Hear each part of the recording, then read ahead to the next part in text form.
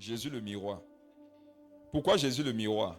Parce qu'il y a des saisons pendant lesquelles, lorsque tu passes, tu as besoin de t'arrêter un peu, de te regarder dans le miroir Jésus.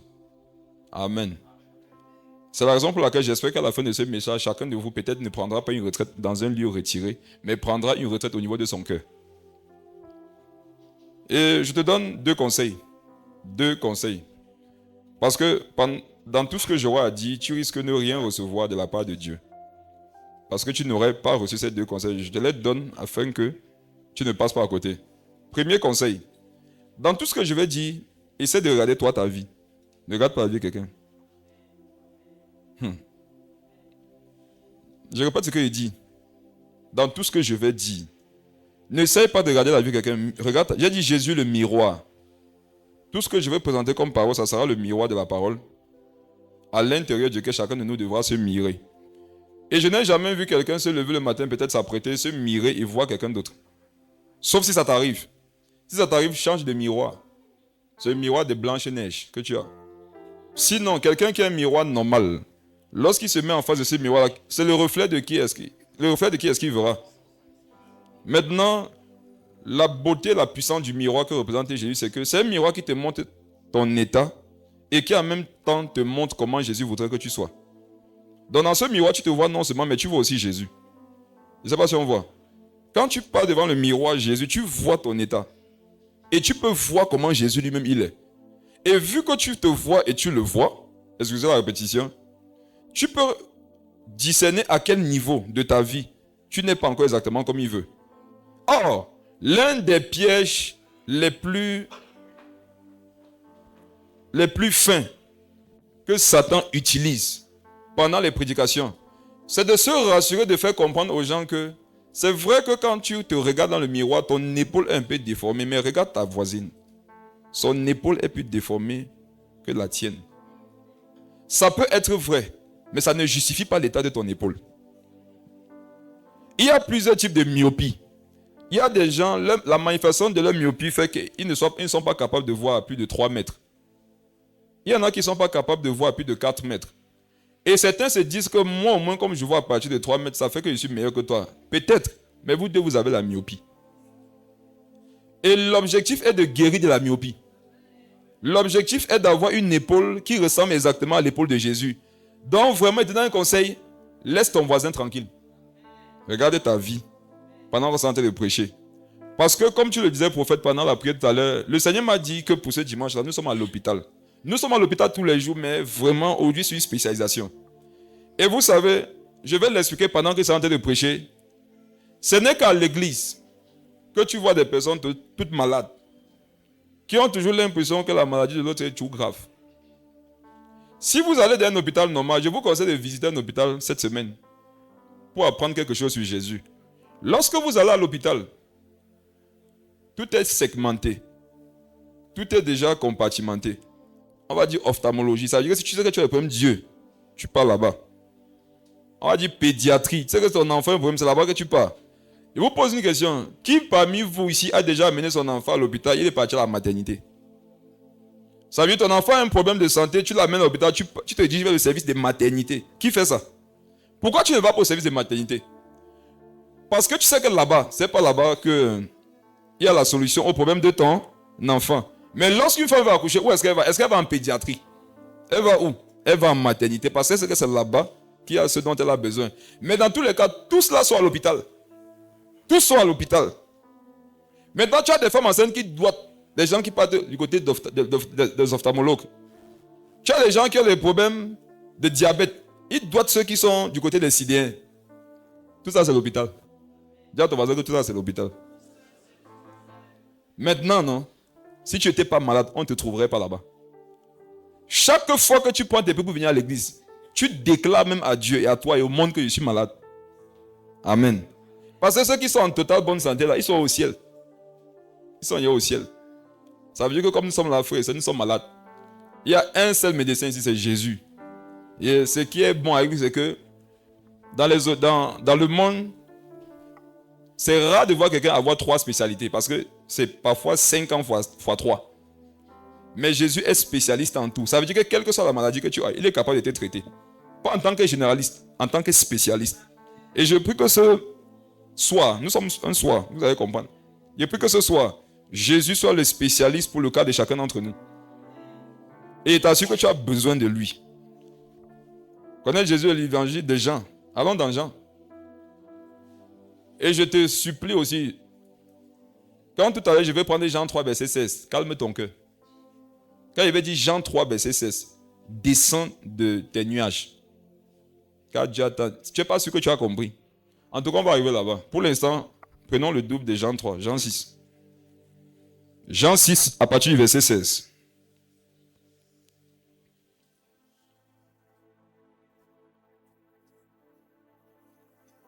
Jean 6. Tu es dans la strong? Si. Jean 6, verset 16. Quand le soir fut venu, voilà. Amen. Ses disciples descendirent au bord de la mer. Quand le soir. Quand le soir fut venu. Le soir, bibliquement parlant, ce n'est pas forcément une heure, c'est un temps. Tu peux être à... Ok, nous sommes Camerounais. Ce qui me plaît aussi au Cameroun, c'est qu'il y a beaucoup d'expressions qui permettent de comprendre la parole de Dieu. Souvent, quelqu'un est là, il est 12 heures. Ça veut dire que le soleil a son pic, la chaleur a son paroxysme. Et comme il a des problèmes d'argent, quand tu dis que c'est comme il dit que je vois flou. C'est un langage camerounais, non? Je vois flou. Est-ce qu'il est en train de te dire qu'il est aveugle? Est-ce qu'il est en train de te dire qu'il ne voit pas le chemin? Il est en train de dire qu'il a des problèmes. Donc, voir flou ne veut pas dire ne pas voir nettement. Tu peux voir nettement, mais c'est flou. Et si tu le dépannes, tu peux voir qu'il retrouve sa vision. Donc, quand on dit que le soir est venu là, c'est pas le soir, c'est pas la nuit. Ne voyez pas seulement ça comme la nuit. Voyez le soir ici comme une période de la vie où tout est sombre, où tout est compliqué, difficile. Et qu'est-ce qui s'est passé? Étant monté dans une barque, il traversait la mer pour se rendre à Capernaum. Il faisait déjà nuit et Jésus ne les avait pas encore rejoints. Il soufflait un grand vent et la mer était agitée. Amen. Amen. Ok, je vais vous dire quelque chose que j'ai compris sur ce passage qui m'a un peu intrigué pendant que je méditais. Quand j'ai lu le verset 18, il soufflait un grand vent et la mer était agitée. La première chose à laquelle j'ai pensé, c'était un vent naturel. Mais le Saint-Esprit m'a dit que non, ce n'est pas le seul vent qui était là. Je vais vous dire une chose. Il l'a s'est mis pour Jésus d'abord. Je vais vous le démontrer tout à l'heure. Il soufflait un grand vent. Ce que nous entendons, c'est qu'ils étaient là, le vent a commencé à souffler, n'est-ce pas? Non, Jésus a soufflé le vent. Il y a un passage dans les Psaumes qui dit que Dieu est le maître des vents. Il les souffle où il veut. Ça veut dire que parfois, même quand un vent doit se lever pour souffler, ça demande la permission à Jésus. Amen.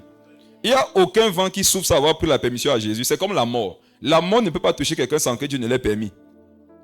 Amen. Toutes les entités spirituelles, toutes les entités de la nature obéissent à Dieu. Romains 3, verset 20 dit qu'on peut contempler la puissance et la divinité de Dieu au travers de la création. Ça veut dire que la création, quand vous voyez un vent souffler, le vent là ne souffle pas d'abord de son propre gré. Il souffle souvent d'abord par obéissance. Amen. Donc on voit ici que il peut arriver des moments où c'est un soir, les vents soufflent. Les disciples sont dans la barque. Et le vent ne vient pas forcément d'autres personnes ou d'autres choses si ce n'est de Jésus lui-même.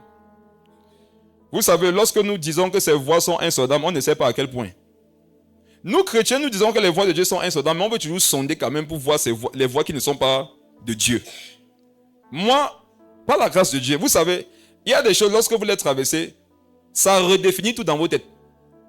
Les choses que vous pensiez avoir compris, vous vous rendez compte que vous n'avez rien compris. Les voix de Dieu sont comment? Insondables. Mais qu'est-ce qui te permet souvent de dire que Dieu ne peut pas parler comme ça? Tu le dis en tant que qui? Dieu parle comme il veut. Dieu fait comme il veut. C'est la raison pour laquelle je vous donne un conseil. Ne soyez pas de ceux qui disent que ce n'est pas Dieu qui a fait ça. Tu ne sais pas. Ce n'est pas Dieu qui a... Non, tu ne sais pas. Dieu peut susciter une guerre entre deux pays. Écoutez, il est le Dieu de paix. Amen. De même que Dieu peut mettre la paix entre deux pays alors qu'il est le Dieu de la guerre. Il opère dans les deux dimensions. Continue, prophète. Après avoir ramé environ 25 ou 30 stades, il vit Jésus marchant sur la mer et s'approchant de la barque et il eut peur. Mais Jésus leur dit, c'est moi, n'ayez pas peur. Il voulait donc le prendre dans la barque et aussitôt la barque aborda au lieu où ils allaient. Ok, regardons en quoi Jésus est le miroir dans ce passage. Je vous ai dit que le miroir, c'est un instrument dans lequel quelqu'un peut voir son état. La bague ici, c'est l'image non seulement de ta vie, mais c'est aussi l'image de l'église. Amen. Soyez très concentrés. La bague ici, c'est l'image non seulement de ta vie, mais c'est aussi l'image de l'église. Et si vous avez remarqué, tous les disciples étaient dans la même bague. Amen. Et vous allez vous rendre compte que lorsqu'un vent souffle sur un bateau, ça n'a pas besoin de savoir si toi qui es à l'intérieur du bateau, tu es d'accord avec le vent pour t'emporter aussi. On est ensemble. Si nous sommes dans une maison, quel que soit le nombre quel que soit le nombre que nous représentons, s'il y a délestage, nous tous, nous sommes automatiquement dans le noir. En quoi est-ce que ce passage est très édifiant? Il est édifiant d'abord en ce sens-là. C'est que cette bague-là, on dit que les disciples étaient ensemble. Où est-ce que les gens se retrouvent ensemble au nom du Seigneur? C'est à l'église. Ça veut dire que cette bague dans laquelle ils étaient, c'est l'image de l'église. Maintenant, on dit qu'il y a un vent qui a soufflé. Comme c'est le cas pour toute église, hein. Comme c'est le cas pour toute vie. Le jour où tu deviens enfant de Dieu, tu as engagé des vents contre toi. Le jour où tu prends tes pieds, tu pars dans l'église, tu as engagé des vents contre toi. C'est la raison pour laquelle je vous donne un conseil. Ne soyez pas surpris quand les vents soufflent dans vos vies personnelles. Ne soyez pas aussi surpris quand les vents soufflent dans vos églises. Maintenant, ce que Satan jamais va te dire, c'est que quand tu vois que dans ta vie, là, les vents soufflent trop, quand tu vois que dans ton église, les vents soufflent trop là, cherche une autre bague. Sauf que, il y a une bague. Si tu quittes la bague, tu tombes dans l'eau. Je ne sais pas si vous avez vu la mer. La mer, ce n'est pas la piscine. La mer, ce n'est pas la rigole. Ce n'est pas le torrent du quartier. Quand il pleut, l'eau passe pas. Non, la mer. Même si tu es un maître en natation, si on te laisse dans une mer, tu vas te fatiguer, tu vas te noyer. Parce qu'à un moment donné, tes épaules seront cassées. Et je vais vous parler des messages principaux que Dieu nous donne lorsqu'on est en face des miroirs et des messages aussi principaux que Satan nous donne. La Bible dit que les apôtres étaient tous dans la même barque. Maintenant, il soufflait un grand vent et la mer était agitée. Et je vous dis que si la mer était agitée, on comprend par là que ça agitait la barque. Et si ça agite la barque, ça va agiter tout le monde. Est-ce que vous savez que quelque part c'est beau? Si la sœur Marie souffre, sa souffrance ne me touche pas. C'est qu'elle et moi ne pas liés. Amen. Si Lynn vit un malheur, le malheur ne me touche pas. C'est qu'on n'est pas liés. Hier, on est parti enterrer Erika, n'est-ce pas? Je ne jette aucune pièce sur ceux qui n'étaient pas là. Amen. Il y en a, vous n'étiez pas là, mais vous avez prié pour la famille. Amen. Il y en a, vous n'étiez pas là, mais vous étiez à Bastos. Amen. Il y en a, vous n'étiez pas là, mais un jour, vous avez encouragé d'une façon ou d'une autre. Il y en a, vous n'étiez pas aussi là parce que vous n'êtes pas lié à la famille et tout dit. Soyons aussi honnêtes, non? Quand tu n'es pas lié à quelqu'un, ce qui lui arrive ne te concerne pas. Donc, si dans une église, quand les vents soufflent, ça souffle sur tout le monde, c'est un bon signe. Qui comprend le spirituel que j'ai envie d'expliquer? Si un frère est en joie, tu ne partages pas sa joie, c'est que vous n'êtes pas liés. Si un vent souffle, ça doit souffler sur nous tous. La Bible dit pleurer avec ceux qui pleurent. C'est ça. Réjouissez-vous avec ceux qui se réjouissent. En fait, soyez un. Amen. Il soufflait un grand vent et la mer était agitée. La Bible dit que après avoir ramé environ 25 ou 30 stades, il vint Jésus marchant sur la mer et s'approchant de la barque. Et il eut peur. Deuxième information. En fait, première information, quand tu es devant le miroir, non, ça te permet de discerner les vents qui peuvent toi t'emporter. Autre chose, ce n'est pas parce que tu es devant le miroir Jésus que la peur va quitter ta vie. Cette information nous permet aussi de comprendre qu'à un moment donné dans le pèlerinage, parce que la traversée de la mer, c'est le pèlerinage sur terre, de la foi. La peur peut un jour meubler ta vie. Qui n'a jamais eu peur ici depuis qu'il est converti? Peut-être actuellement même tu as peur. Moi par exemple, il y a beaucoup de choses qui me font peur actuellement. Ça ne veut pas dire que Dieu n'est pas là. Ça veut peut-être dire que tu es vraiment dans la barque et que Jésus n'est pas loin. La peur de perdre le salut. La peur du découragement. La peur de l'abandon. La peur du... En fait, parfois tu vois ta vie t'effraie. Tu essaies de réfléchir sur le lendemain. Tu ne vois pas clair. Et ça peut créer une peur. Mais est-ce que c'est parce que cette peur existe que Jésus est loin? La Bible nous dit que Jésus est en route. Vous savez, Jésus, il aime arriver comme les héros dans les films d'action. À la dernière qu'on n'y croit plus. Jésus, c'est un désamorceur de bombes. Tant que la bombe qui va exploser pour détruire tout New York, il y a encore 3 heures, Jésus ne peut pas intervenir. Il faut les 5 dernières secondes. Quand le FBI ne peut plus rien faire, quand la CIA a essayé avec tous ses ingénieurs, 2 secondes, il était à Washington. Washington, New York, c'est peut-être 8 heures. Et on sait que c'est perdu, mais dès qu'il reste 1 seconde. Et ce qu'il ne comprenait pas, c'est que on montre qu'il reste 2 secondes. Mais tu vois la distance à laquelle il est. Tu ne sais pas comment, en 1 seconde, il est approche là-bas.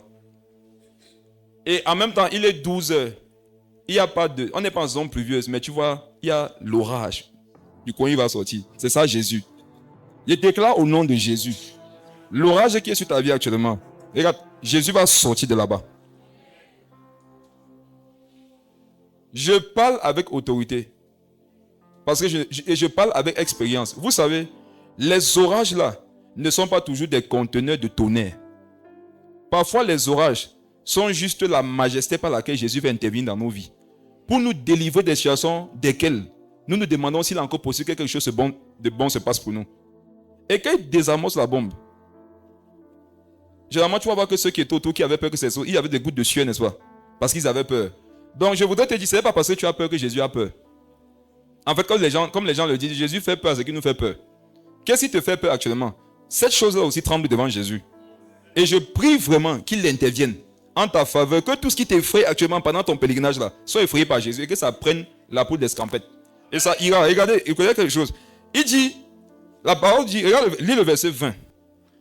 Mais Jésus leur dit, c'est moi, n'ayez pas peur. Jésus n'a pas dit n'ayez pas peur, il a dit n'ayez. Ça veut dire que tous étaient en panique. Je vous pose une question. Qui dans cet état, non, peut commencer à regarder que l'autre, non, il a plus peur que moi? Quand les vents soufflent, qui a le temps, qui peut être assez posé pour voir que regarde le visage de Pierre quand il a peur, comment c'est? Regarde la chaussure de Jacques. J'espère que tu es en train de comprendre mon message. Quand tu es devant un miroir, quand les vents soufflent, si tu es concentré, non, il y a une force que tu perds dans la vie des gens. C'est par exemple là que quand les vents soufflent, non, cherchez Dieu. Le fait de trop parler, ça ne délivre pas des vents. Mais le fait de chercher à s'agripper sur la bague et sur la robe de Jésus quand il est proche, ça peut te permettre de survivre. Et c'est le conseil que je vous donne pour vos vies et pour toutes choses qui vous attendent demain. Aussi agité que puisse être la bague, non? N'ayez pas le temps de quelqu'un. Parce que si ça coule, on coule nous tous. Si ça coulait là, ils coulaient tous. Ne méprisez pas la situation par laquelle passe quelqu'un que vous connaissez dans la foi. Amen. Comme je le disais, supposons qu'on était arrivé, ça m'étonne de voir que maman est là.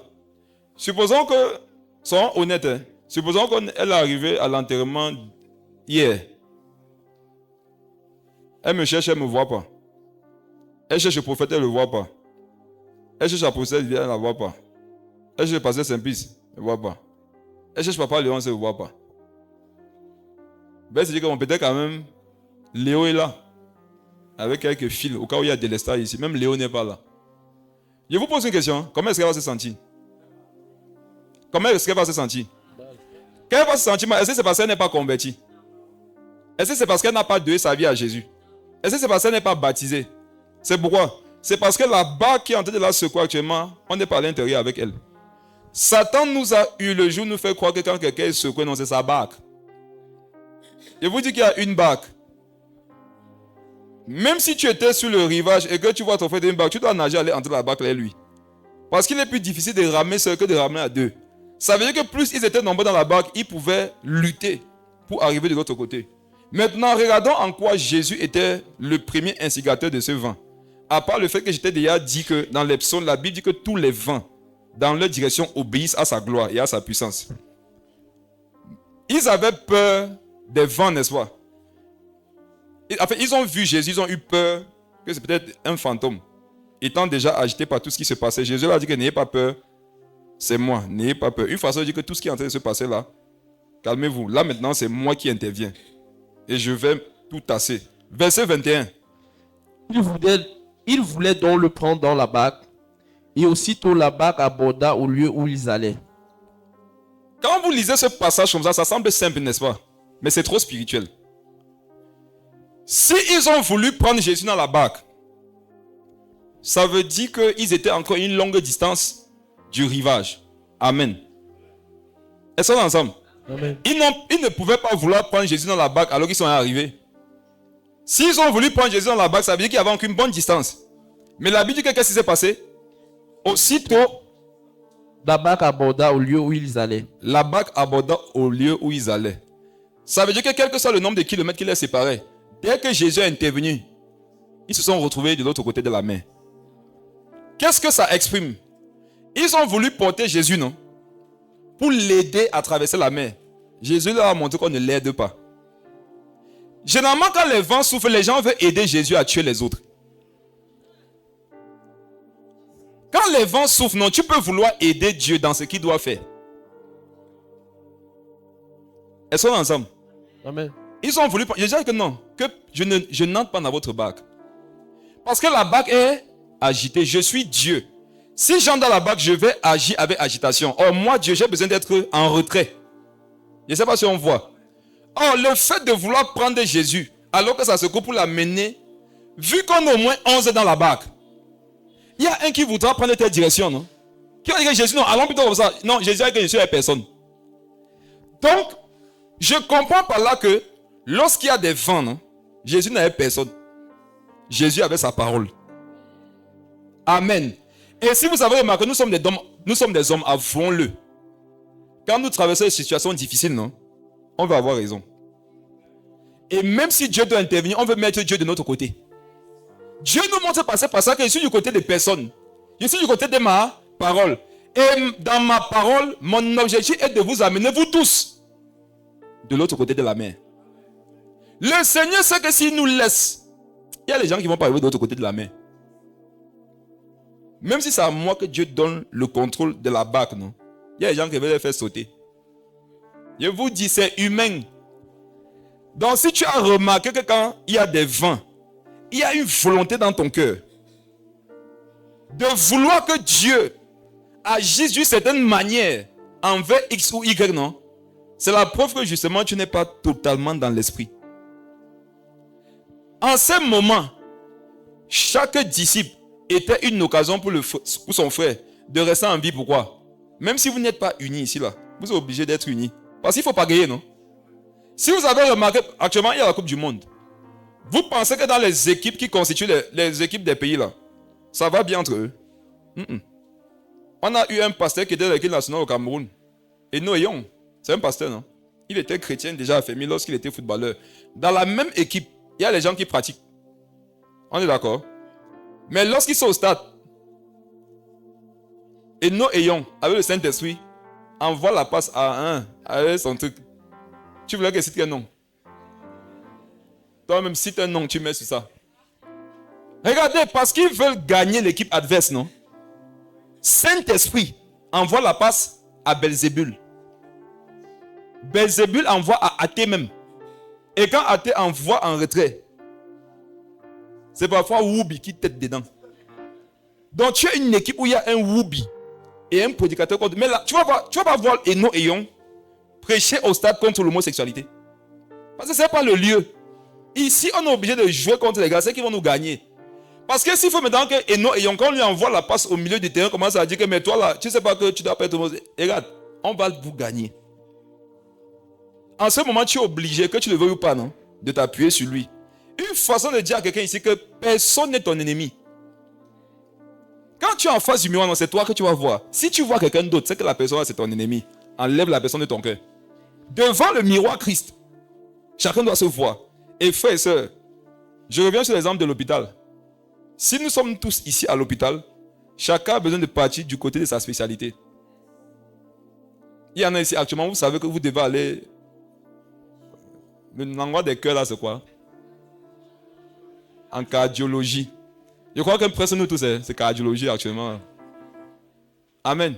Qui sent que son cœur n'est pas en bon état? Moi, c'est le service de cardiologie. C'est là-bas que moi, ici actuellement. Dès que je continue mes perfusions. Amen. Mes frères et sœurs, reconnaissez où vous êtes malade.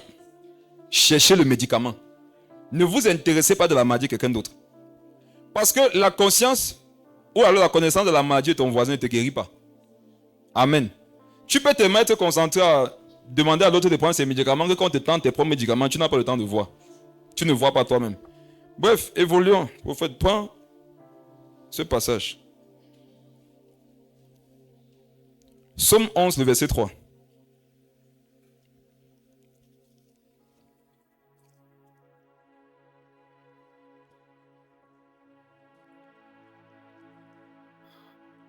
Psaume 11, verset 3.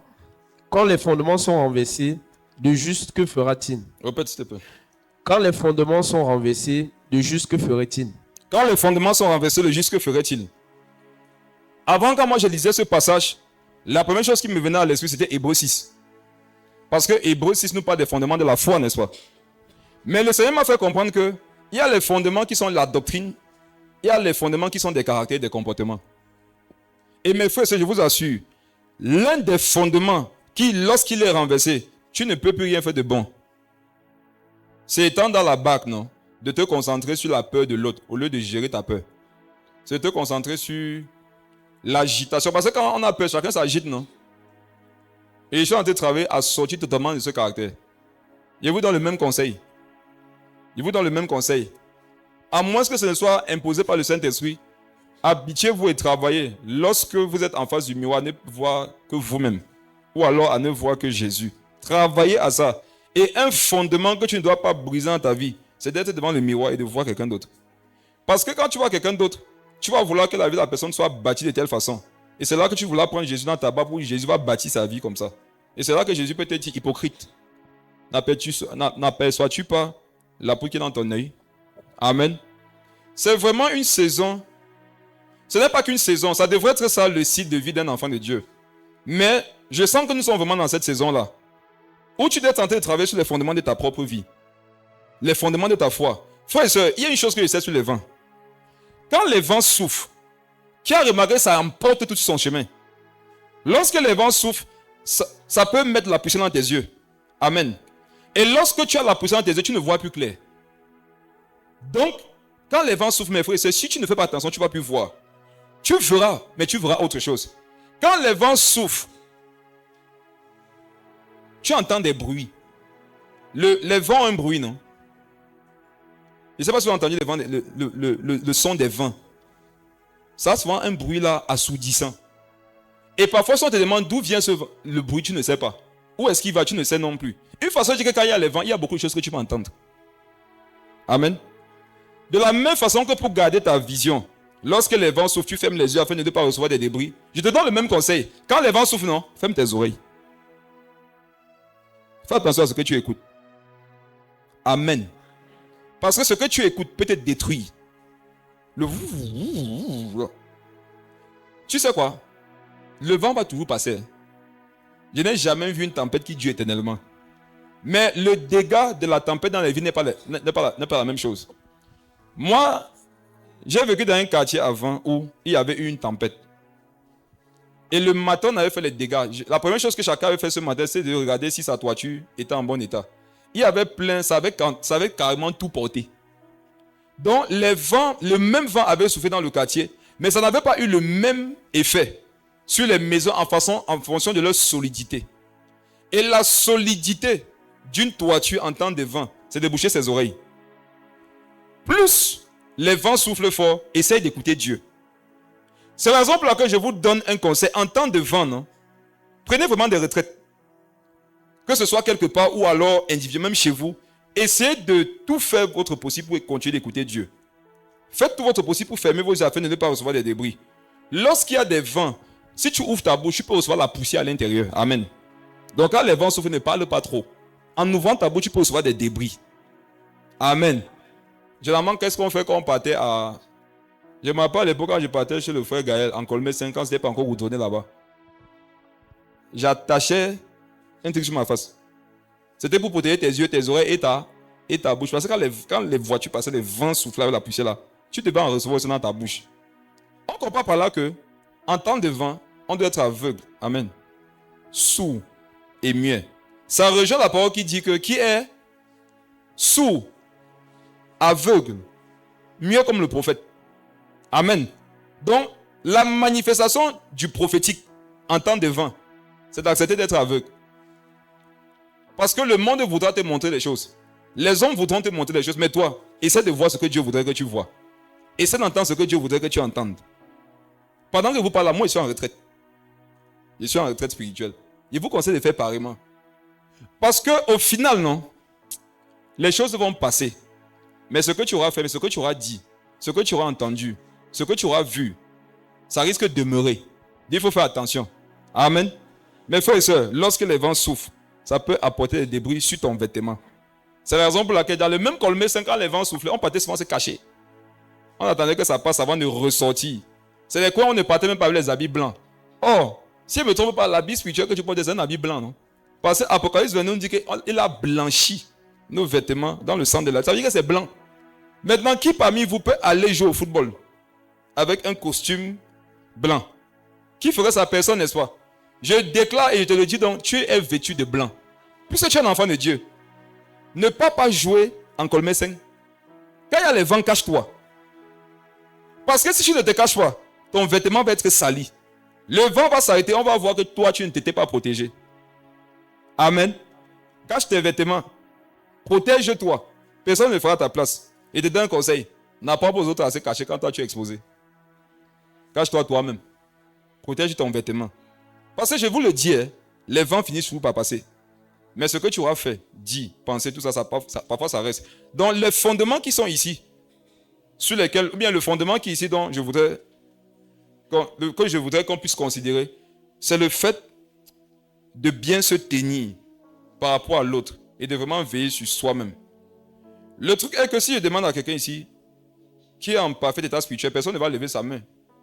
Mais le fait de pouvoir te lever régulièrement contre ton frère, contre ta soeur, ça montre que tu penses que tu vas bien. C'est comme si justement tu es à l'hôpital en cardiologie, tu quittes parfois pour aller donner des conseils aux gens qui sont en ophtalmologie sur comment ils doivent faire pour bien voir. Rappelez-vous que Jésus seul est le médecin. Et le médecin des médecins. Ça veut dire que même ceux qui sont médecins, c'est chez lui qui partent se guérir. C'est chez lui qui partent se soigner. Mais dans l'église, c'est qui les médecins? C'est pas les apôtres et tout ça là. Les pasteurs, les prophètes. C'est pas ça les médecins. La Bible dit que Jésus est le médecin des médecins pour dire qu'eux ils peuvent être malades. Mais dans s'ils peuvent être malades, et les patients alors? Amen. Et les patients alors? Dis à ton voisin que tu es dans quelle spécialité?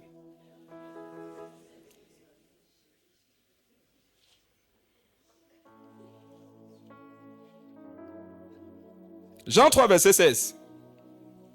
Il y a dit que quelqu'un veut prendre Jean 3, verset 16, descend de tes nuages.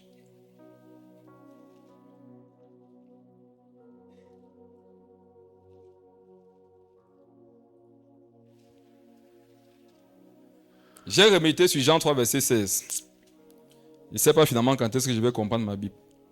Vas-y, prophète. Car Dieu a tant aimé le monde qu'il a donné son Fils unique, afin que quiconque croise en lui ne périsse point, mais qu'il ait la vie éternelle. Relis ça fort.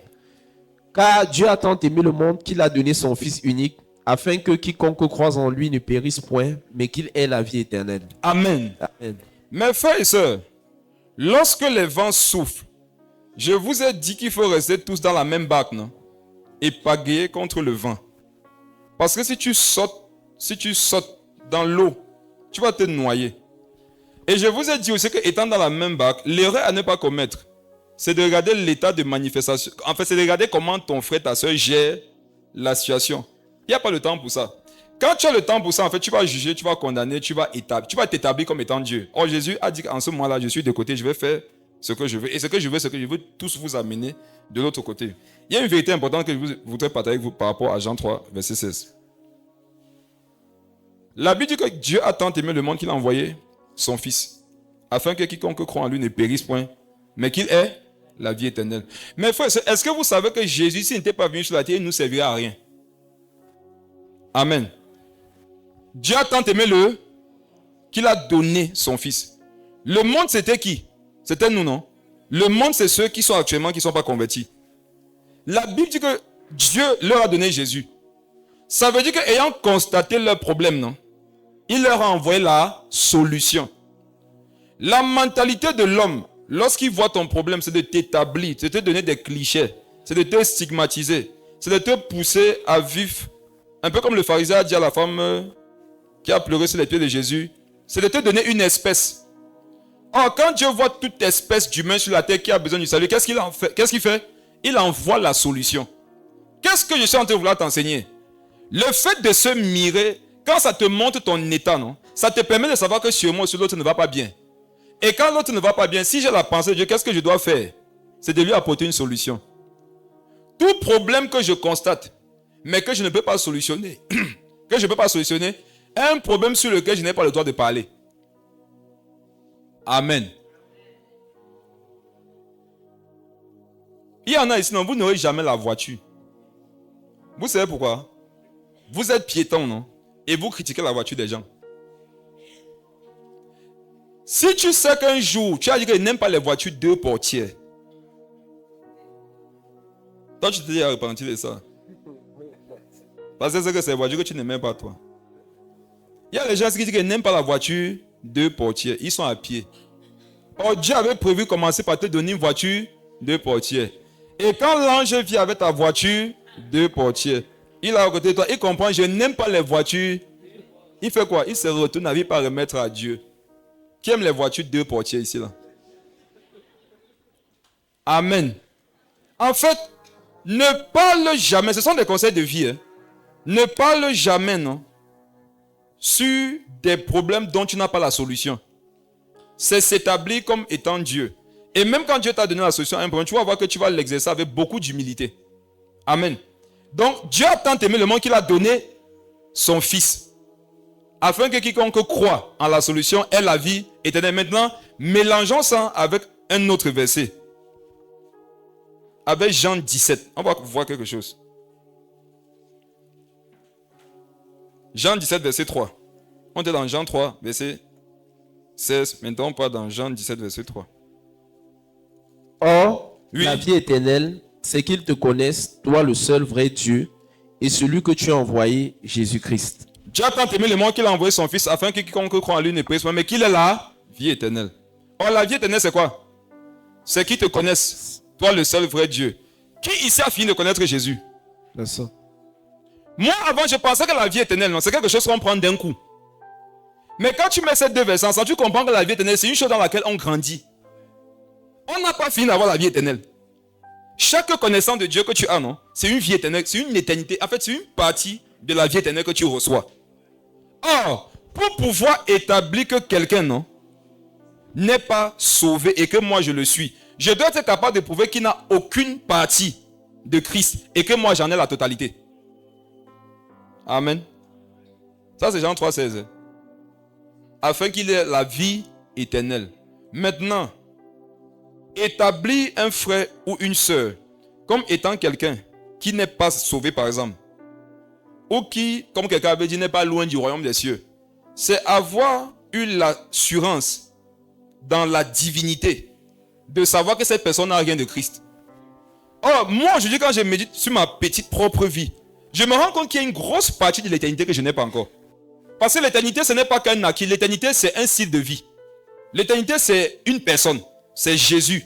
On dit que la vie éternelle, c'est qu'ils te connaissent. Ça veut dire que tant que j'ai à connaître Jésus, j'ai une éternité à connaître. Maintenant, si Jésus est l'éternité, quand est-ce que je finirai de la voir? Ça rend humble. Ça permet de savoir que dans ma propre vie, là, il y a beaucoup à faire. Et vraiment, moi, ma prière, c'est que Dieu me donne le temps de le connaître. Il n'y a pas le temps pour autre chose. Satan veut nous distraire. Satan veut te distraire. En fait, non, il y en a ici, vous avez la connaissance de Dieu à 20%. Et il y en a à côté de vous, ils ont la connaissance de Dieu à combien? À 1%. Quand vous les voyez, non, vous dites non, ils ne sont pas convertis. Waouh. Il y en a qui ont la connaissance de Dieu à 80%. Toi, tu as 20%. S'ils avaient ton cœur, ils te diraient que toi-même, non, tu n'es pas converti. En fait, le salut Nous l'avons acquis par Jésus-Christ. Maintenant, l'éternité. C'est une chose dans laquelle on grandit. Et moi, j'ai remarqué que dans les temps devant, on peut confondre l'éternité avec le salut. Je ne sais pas si vous comprenez. Quelqu'un peut avoir le salut, mais pas totalement la manifestation de l'éternité. Et en ce moment-là, quand je le remarque, qu'est-ce que je dois faire? Je dois lui apporter des solutions. Donc, je te pose une question. Est-ce que tu as une solution pour les frères? Est-ce que tu as une solution pour une soeur? Un problème que tu remarques, que tu n'es pas capable de solutionner, il faut te taire. Il faut te taire. Parce que quand tu vas parler, ça ne va pas aider. Surtout quand ça concerne des personnes, ou alors quand ça concerne quelqu'un qui est où toi tu n'es pas. Ou bien qui fait ce que tu ne fais pas. Moi, je suis étonné quand les gens partent dans les clubs Matango et ils critiquent les ministres. Moi, il ne fait plus ça. Il ne ferait plus jamais ça dans ma vie. Vous faites ça, non? Disons la vérité. Vous faites ça, vous critiquez le gouvernement. Mais frère, il vous donne un conseil. Ne parlez pas, non, des choses que vous n'avez jamais fait gérer. Oh. Quand tu es célibataire, non, ne dis pas que les maris, s'ils ne connaissent pas vivre l'amour. Marie-toi la bonne voie. Je ne vais pas tirer sur l'une de mes filles ici, mais elle est là. Mais je regarde la direction aussi pour qu'on ne sache pas que c'est elle. Ma fille, tu sais qu'elle t'aime. Tu sais l'amour que j'ai pour toi. Mais ma fille, tu te rappelles ce que tu avais dit, non? Hein, ma fille? Tu avais dit qu'on ne connaît pas vivre le romantisme. Tu es entré dedans. On vit ça à deux maintenant, non? Amen. Tu n'as jamais fait entrepreneuriat. Tu dis que le monsieur, s'il ne devait pas prendre la marchandise en Chine, il devait prendre à Dubaï. Tu connais comment faire pour avoir un passeport? Est-ce que tu as le passeport? Amen. Mais frère, je vous assure, on doit se repentir non, du péché de la langue. On parle trop. Moi, l'une des choses que j'ai essayé de demander à Dieu pendant cette retraite, c'est de me donner de parler quand c'est nécessaire. Parler quand c'est nécessaire. Ce n'est pas tout ce que tu vois que tu dois dire. Ce n'est pas parce que tu as un avis que tu dois le donner, forcément. Il y a un passage de la Bible que nous avons très mal compris qui nous donne de pécher gratuitement. Le premier qui parle dans sa cause, parlez fort, vient sa partie adverse et on juge. Le verset dit et on juge. Examine là sur les versions, c'est on juge. J'ai remédié sur ce passage, je me suis rendu compte que, oh Seigneur, finalement, aide-nous. Est-ce que vous savez que tout le monde n'a pas l'autorité pour juger? Quand tu es le premier qui parle dans sa cause, ça veut dire qu'il y a un problème, non? Ensuite vient sa partie adverse. Après, celui qui a écouté les deux, qu'est-ce qu'il fait? Il juge. Ça veut dire que ce passage s'adresse à qui? Ça s'adresse à des personnes qui ont autorité de juger certaines choses. Lorsque tu n'as pas autorité de juger une affaire, mais tu mets ta bouche à l'intérieur, tu t'attires des problèmes. C'est comme si tu pars dans un tribunal, non? On te dit que les deux-ci sont, je ne sais pas comment on appelle ça dans les termes juridiques, ils sont en conflit. Toi, tu pars là-bas devant, tu prends la table, le marteau. Tu continues que toi, 20 ans de prison. Qu'est-ce qui va se passer le jour-là? C'est toi qu'on va prendre. Amen. Donc, je vous donne un conseil. Ce n'est pas parce que vous avez écouté que vous devez juger. Est-ce que tu as l'autorité pour juger? Amen. Qui ici peut entrer dans une maison, non? Et il impose à un parent où il doit aller inscrire son enfant à l'école. Ça ne relève pas de ton pouvoir. Tu peux connaître toutes les écoles de Yaoundé. Amen. Tu peux avoir fait des années d'études sur la gestion des enfants. Mais comme ce n'est pas ton enfant, non, tu n'as aucun droit. Tu n'as aucun pouvoir sur lui. Donc ne pensez pas qu'à la connaissance fait de vous des juges. Un juge qui est établi pour l'être. La connaissance ne fait pas forcément de toi un juge. Et c'est un piège d'avoir beaucoup d'informations sur certains domaines où tu n'exerces pas. Par exemple, l'argent des footballeurs. Ce n'est pas bon de connaître le salaire des footballeurs. Et pas ensemble, mettez dedans. Un jour, je parlais au prophète Bertrand sur le salaire de Nana. Tu te rappelles? Le gardien. Il faut voir les calculs qu'on a commencé à faire. Mince, donc ça c'est par an. Ça veut dire que par mois, ça fait comment? On est sur les calculs, on calcule. Ça veut dire que par mois. Après, on dit que ça veut dire qu'il gagne quand même par minute. Jusqu'à arriver par seconde. Dit que non, moi, si il gagne un truc comme ça, tu commences à me dire que si moi, je gagne un truc comme ça, et c'est qu'il faut comme ça, papa. J'ai dit vous faites cela toute une journée. Vous savez ce qui va vous arriver après? Vous aurez les problèmes cardiaques. méditer sur l'argent de quelqu'un et toi tu n'en as pas, ça attire des problèmes. Trop méditer sur les problèmes des gens alors que tu n'es pas juge, ça va t'attirer des problèmes. Détache-toi, va prier. Laisse les juges juger. Toi, ne sois pas juge alors que tu n'as pas fait droit. Ne critiquez plus les routes des Yahweh. Vous serez fatigués, vous. Priez. Priez désormais pour tous les problèmes que vous remarquez. Depuis que vous critiquez, ça n'a rien changé. Que ce soit par rapport à la vie des gens, l'état du pays, ça n'aide pas. Il y a des gens qui disent que si on veut...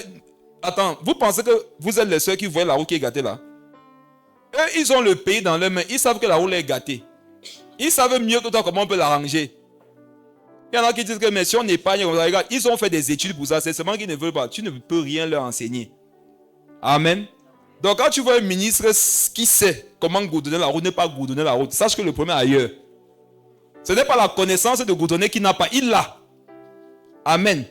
Tu vois un frère, une soeur, prendre un chemin qu'il sait qu'il ne doit pas prendre, non? Ne lui dis pas que ne prend pas le chemin. Non, il servait en prenant le chemin là. Ça veut dire que le problème est où? Ailleurs. Est-ce que toi tu ne sais pas qu'il ne faut pas être violent? Toi tu sais qu'il ne faut pas être violent. Hein? Si tu vois le frère Pierre, c'est Simon ou Pierre ici? Emmanuel. C'est Simon ou Pierre? Oh, rien des deux. Si tu vois le frère Emmanuel dans un carrefour, il est en train de bagarrer. Et si tu vas venir dire que le frère ne bagarre pas, il sait qu'il ne faut pas bagarrer. C'est que le premier est. Il faut dire que qu'est-ce qui s'est passé? Amen. Je ne suis pas tellement parti bagarrer. Parce que si tu bagarres, tu ne vas pas t'en sortir. C'est la force que Dieu nous a dit, c'est pas pour bagarrer. Tu vas lui dire qu'est-ce qui s'est passé? Pourquoi? Parce que tu sais que lui là, il n'est pas. C'est pas un bagarreur. Oh, malheureusement, tu peux voir le frère Emmanuel bagarrer et tu dis que tu vois, non? Le gars, il est sûr que tu es un bagarreur. Il cachait bien son jeu. Voilà sa vraie nature. Non, la vraie nature, quelqu'un en un jour. Donc tu le connais depuis 10 ans. Il bagarre un jour, c'est ça sa vraie nature. Et les 9 ans, 11 mois et 28 jours où il était sérieux là, c'est peut-être pas ça que c'est sa nature. Que Dieu nous apprenne à nous justifier. Que Dieu nous aide. La vie éternelle, c'est qu'ils te connaissent. Oh, pour connaître Jésus, faites devant le miroir. Et si on ne peut pas finir de le connaître, on comprend par là qu'on ne doit pas quitter devant le miroir un jour. Amen. C'est si tu te déplaces que tu vas pouvoir voir les autres dans le reflet de leur miroir en passant devant. Si quelqu'un est devant son miroir, tu passes, tu vas le voir, non? Donc quand tu connais beaucoup l'état spirituel des gens, c'est parce que tu n'es plus devant ton miroir. Amen. Si tu as le reflet de tout le monde, c'est parce que tu te balades devant le miroir de tout le monde. Soit devant ton miroir, tu vas voir ton réel état. Et moi, j'ai remarqué ça dans tous les fois où j'ai eu à faire une retraite. Tu peux partir là-bas avec beaucoup de choses dans ta tête, non? Mais ce avec quoi tu sors, c'est ton réel état. Parfois, tu pars avec beaucoup de doléances, de requêtes. Mais tu sors parfois, tu es abattu. Parce que quand tu partais, tu croyais que tu étais un lion. Tu pars, tu te mis, tu me vois pas. Tu dis que c'est je suis, ou tu dis que te voilà. Tu dis que ne me vois pas. Parce que dans ta tête, tu es un lion. Tu dis que regarde au sol, tu vois le 1000 pattes. Amen. Prenez des retraites, non? Et acceptez ce que vous allez voir dans le miroir. Maintenant, dire que c'est Jésus, le 1000 pattes, non, ça ne m'intéresse pas. Je sais que Tom, ça ne t'intéresse pas de me voir comme ça. Aide-moi à être un chien quand même. Chien quand même. Amen, vivant. Amen. Parce que le 1000 pattes. Qui aime le 1000 pattes? Les gens quand même aiment le chien parce que le chien peut être utile quelque part. Si tu as 1000 pattes ici, deviens au moins le chien. Et si tu es le chien, deviens au moins un lion. Amen. Si tu es un lion, deviens un dragon. Dans tous les cas, non, grandissons dans la connaissance de Dieu. On comprend par là que quand les vents souffrent, au lieu de beaucoup parler, non, cherchons beaucoup Dieu. C'est la seule chose qui nous reste à faire. Et quand les vents soufflent, Jésus même vient, non, il te fait même peur. Ils ont vu Jésus, ils ont eu peur. Pourquoi? Parce que quand souvent tu vois Jésus, ce que tu vois c'est quoi? C'est la condamnation. Quand tu le vois, ce que tu vois c'est quoi? C'est le rejet. Quand tu le vois, je ne sais pas si tu vois. Ce n'est pas que Jésus te rejette, ce n'est pas que Jésus te condamne. Mais toi dans ta tête, tu peux te dire que ouais, voilà Jésus qui vient, il va me condamner. Il va me rejeter parce que tu vois qu'actuellement là, ça ne va pas. Non. Il vient pour te donner de gagner en temps. Tout le temps que tu vas encore passer à ramer là, dès qu'il va venir aussitôt, vous allez vous retrouver là-bas. J'ai pris que ça se passe cette semaine pour quelqu'un. J'ai pris que ça se passe ce mois. Tu avais l'impression que la situation va encore durer. J'ai pris que aussitôt, non, tu vois que la situation est passée. Et c'est là que tu sauras que c'est un miracle et c'est Dieu qui agit. Amen. Mais t'assures que ça ne va pas t'arriver si tu es en train de voir le miroir des gens. Et te promets, ça ne va pas t'arriver. Pour que ça t'arrive, non? Tu dois prendre ta vie, tu pars devant un miroir. Tu te mis dedans. Amen. Va dans ta spécialité à l'hôpital. Luc, le chapitre 23, verset 28.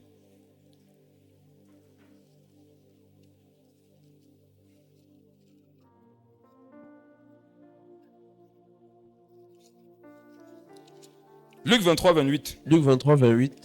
Jésus se tourna vers elle et dit, Fille de Jérusalem, ne pleurez pas sur moi, mais pleurez sur vous et sur vos enfants. Amen. Amen. Quand il y a des vents et des tumultes, on peut vouloir faire le deuil de quelqu'un. Amen. Alors qu'il n'est pas encore mort. En fait, le fait que les dames s'étaient en train de pleurer, alors que Jésus était encore vivant, ils étaient en train de faire son deuil alors qu'il n'était pas encore mort. Quand est-ce qu'on faisait quelqu'un? Quand il est mort, non? Voilà que Jésus est encore vivant, on va faire son deuil. Quand il a l'impression ici que parfois on a fait son deuil alors qu'il est encore vivant, ça va aller. Donc tu vis, non? Mais ce qui est déjà manifeste à ton endroit, c'est vraiment ce qui est manifeste envers les morts. Jésus dit, ne pleurez pas sur moi. Lorsqu'on regarde les événements, on a comme l'impression que c'est moi, Jésus, qui suis en mauvaise position. Mais je vous assure que je vois ce que vous ne voyez pas, mesdames. Et je vous donne un conseil. Pleurez sur qui? Sur vous et sur vos enfants. Ça veut dire que cette dame qui pleurait avait l'impression qu'elle est en bonne posture. Tu pleures sur la vie de quelqu'un quand tu penses que ta vie donne. Mais le jour où tu regardes ta propre vie, non? Tu peux aller dire à la personne pour qui tu pleurais que remets mes larmes. Parce que moi, je viens de me rendre compte que ça ne me laisse pas. Jésus voulait faire comprendre à ces chrétiennes, c'était des chrétiennes, c'était des enfants de Dieu, pour dire que vous pleurez sur les mauvaises personnes. Vous pleurez sur la mauvaise personne. Mes frères et sœurs, je vous pose une question. Actuellement, non, vous pleurez sur la situation de qui? Amen. Actuellement, c'est le cas de qui que tu es en train de gérer dans ta tête, dans tes réflexions, dans tes prières, dans tes déclarations. En fait, si on ouvre ton cœur, non, on va voir, c'est le visage de qui là-bas? Je te donne un conseil, ne pleure plus sur la personne. On dit pleure sur toi, non? Et qui? Et tes enfants. Pour dire que ton problème est même générationnel, mais tu ne sais pas. C'est pas comme si le problème te touche seulement toi, ça te touche toi, non? Et ta descendance. Mes frères et sœurs, quand les vents soufflent, c'est parfois comme ça. J'ai vu une vidéo sur TikTok l'autre jour. Un prédicateur était avec quelqu'un qui était en train d'évangéliser. Et un gars est passé sur la moto, il a arraché le téléphone qui était dans la main de celui qu'on évangélisait. Le pasteur croyait que c'était son téléphone. Il lui a dit, ne t'inquiète pas, restons concentrés sur la parole. Le Seigneur au contrôle. Et quand il se retourne vers celui qui l'évangélisait, le monsieur sort son téléphone de la poche. Il dit que c'est quoi là-bas? Il dit que c'est mon téléphone. Il dit que ça veut dire que le téléphone qu'on a acheté c'était pour moi. Il dit que oui, comment ça a cru que wow, le gars l'a attrapé que hey, ne t'amuse même pas, reste ici, le Seigneur est au contrôle. Amen. Parfois une situation passe, non? C'est toi qui es touché, mais tu ne sais pas. Amen. Ce n'est pas parce que deux personnes sont tombées que forcément elles auront les mêmes dégâts. Ce n'est pas parce qu'il y a deuil chez le voisinage que c'est le même nombre de personnes qui sont mortes dans les familles. Il était convaincu que c'est l'autre qui est en difficulté. C'était facile de dire que vraiment passons à autre chose. Mais il ne savait pas que dans la situation, c'est lui qui n'est pas bien. Amen.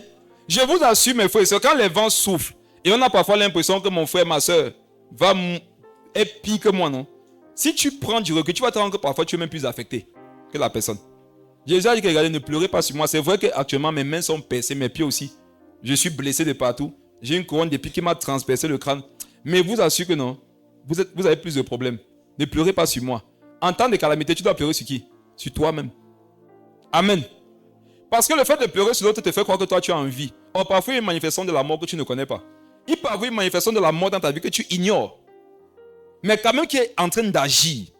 Et tu es concentré sur la manifestation de la mort que tout le monde connaît. Vous pensez que c'est dans les enterrements qu'il y a un seul corps? Parfois, il y a des personnes qui meurent avec la personne. Et leur vie n'est plus jamais là, même. Mais comme ces personnes ne sont pas mortes physiquement, on pense qu'elles vivent alors qu'elles sont mortes. Beaucoup de personnes marchent, mais sont mortes. Il y a beaucoup de morts dans la chair qui aujourd'hui sont avec Jésus, ils vivent. Moi, je disais à Papa Léonce, quand on rentrait de l'enterrement d'Erika, que vraiment, la petite, elle est bien. Elle est bien maintenant. Elle est tranquille. Nous, on a encore dans les problèmes. Je ne peux pas forcément pleurer au deuil. C'est pas que ça ne me touche pas. C'est que si je sais que la personne est morte en Christ, moi, je suis triste pour moi. Parce que le Jésus dont on est en train de parler, la personne maintenant voit Jésus là face à face. Elle connaît tout. Elle connaît Jésus comme Jésus la connaît. C'est fort, hein? Non, on est encore ici avec les vents. Avec les 1000 pattes. Avec les barques. Tu sais si tu vas même arriver? Regardons comment on est hypocrite tout de suite. Hein. Qui ici sait qu'il est meilleur au moins qu'une personne dans l'église ici? Lève ta main. Si tu sais que tu as même quand même ton mot. Qui qu'on appelle le mot? C'est ton tinda. C'est quelqu'un que non, même si on fait quelques compositions, on sait que celui-ci veut le dépasser. Qui ici, non, est meilleur que quelqu'un ici là? Tu vois comment tu es hypocrite, non? Tu es hypocrite. C'est pas ce qui est dans ton cœur. Frère, moi, Dieu passe par certains événements pour me montrer vraiment comment il est dans le miroir. Il vous assure que non. Il n'aime pas ce qu'il voit. Reste devant le miroir, non? Il va te donner un conseil de ce qui va se passer. Plus tu restes devant le miroir, Jésus, ton visage se déforme. Je savais que vous pensez que je vais dire peut-être que quand on reste devant, on prend la forme. Je dis que non, tu vois ton réel état et tu vois à quoi Jésus ressemble. Maintenant, comme Jésus est parfait et nous on a beaucoup de manquements, quand tu compares, non, vraiment tu vas pas aimer ce que tu vas voir. Tu vas vouloir fuir ton propre reflet. Mais demeurer devant ce miroir au moins te permet de savoir que voici où il faudrait que je travaille. Amen. Voici où il faudrait que je bosse. Voici où il faudrait que je prie. Voici où il faudrait que je fasse encore ci. Voici où il faudrait que je fasse encore ça. Et ça te donne au final de comprendre que vraiment, Seigneur, il n'y a que toi. Il y a les cantiques, quand tu les chantes, au moins on sait de quoi tu parles. Enfin, le Saint-Esprit, c'est que tu sais de quoi tu parles. Les cantiques qui disaient qu'il n'y a que toi, Seigneur, il n'y a que toi. Il n'y a vraiment que Dieu. Il n'y a que Dieu. Il faut faire relire le passage. Fille de Jérusalem. C'était fille de Belzébul? Non. Fille des nations? Fille de la sorcellerie? Fille du monde? Fille d'où? De Jérusalem. Ça veut dire que ça concernait les chrétiens. C'est l'image des enfants de Dieu. Le cliché qu'on peut donner aux chrétiens appartient aux païens, mais le cliché aussi parfois qu'on peut donner aux païens, ça appartient aux chrétiens. Ne pleurez pas sur moi, pleurez sur vous et sur vos enfants. Une façon de dire que, mesdames, si vous vous arrêtez à un peu méditer sur vos propres, vous allez voir que il y a des sujets de prière. Or, l'ennemi, sa spécialité, non, c'est qu'on se concentre les uns contre les autres. La spécialité de Satan, c'est qu'en temps de vent, il y a quelqu'un à battre. Vous savez, j'aime beaucoup l'épisode de la femme adultère. J'ai des questions à vous poser. Vu qu'il fallait constater l'adultère de quelqu'un sur la base d'au moins 2 témoins, et que ce soit les pharisiens qui ont mené cette femme-là, on comprend que qui a vu? Ils ont vu quoi? L'adultère des gens, non? D'après Lévitique 18, ils étaient aussi coupables de lapidation. Autre chose, l'homme était où? On ne sait pas, non? C'est tombé sur qui? La femme adultère. Je méditais dessus un jour, le Saint-Esprit m'a enseigné que nous les hommes, non? Quand il y a une situation, on veut tuer quelqu'un à lapider. Mais qu'est-ce que Jésus a fait de la femme? Quand il y a une situation, il veut quelqu'un à sauver. Amen. Rassurons-nous dans tout ce que nous faisons que nous sauvons quelqu'un. Si après, c'est mon micro, si à la fin d'une prière, d'une évaluation, d'une démarche, on n'a pas sauvé, c'est qu'on n'a pas atteint l'objectif de Dieu. L'objectif de Dieu, non, c'est de sauver. Que ce soit dans l'église, que ce soit hors d'église, et quel que soit l'état, l'objectif de Dieu, c'est de sauver. Maintenant, posons des questions. Est-ce que ce que je suis en train de faire actuellement, non? En ce qui concerne ma propre vie, ou en ce qui concerne la vie de l'autre, c'est pour lui apporter le salut. Ou alors, si la personne est sauvée, est-ce que ce que je fais actuellement dans ma vie ou dans sa vie, ça lui apporte l'éternité? La connaissance de Jésus. Ce sont des questions, frère, avec lesquelles souvent on doit aller en retraite et prier. Et t'assure, Dieu va te parler. Il va te montrer ton état. Il va te montrer le projet dans lequel il voudrait que tu sois en train de travailler actuellement. Et je vous assure, le premier projet de Dieu, en ce qui concerne chacun, c'est que toi-même tu mets tout ton nom sur la première liste. Frère, c'est bossons, comme la Bible dit, luttons pour notre salut avec crainte et tremblement. Ne lutte pas d'abord pour le salut des autres, lutte pour ton propre salut. À un moment donné, il faut oublier que tu es marié. À un moment donné, il faut oublier que tu as les enfants. À un moment donné, oublie que tu travailles. Et ne demande pas d'être irresponsable. Ce que je te dis, c'est qu'à un moment donné, non. Pense un peu à toi. Amen. Parce que tu ne peux pas être utile à l'autre si toi-même tu ne vas pas bien. À un moment donné, sois un peu égoïste. Tu priais avant 100 minutes. 90 minutes, c'était pour les autres. Oh, tu vois que 10 minutes, ça ne te suffit pas pour toi. Prends un peu 30 minutes sur les 90 minutes. Parce que si tu ne vas pas bien par la suite et que tu meurs, Les autres, tu vas faire comment? Amen. La Bible dit, aime ton prochain comme toi-même. Donc, il faut d'abord s'aimer avant d'aimer son prochain. Or, il y en a ici, vous ne vous aimez plus, vous aimez seulement votre prochain. C'est pour ça que l'amour là ne va pas durer. Apprends encore à t'aimer. Je sais qu'il y en a ici, vous ne vous aimez plus, vous n'aimez plus. En fait, vous n'aimez pas ce que vous faites ou bien ce que vous avez fait. Du coup, ça fait que vous ne vous aimez plus vous-même. En tout cas, Jésus t'aime. Jésus t'aime toujours. Amen.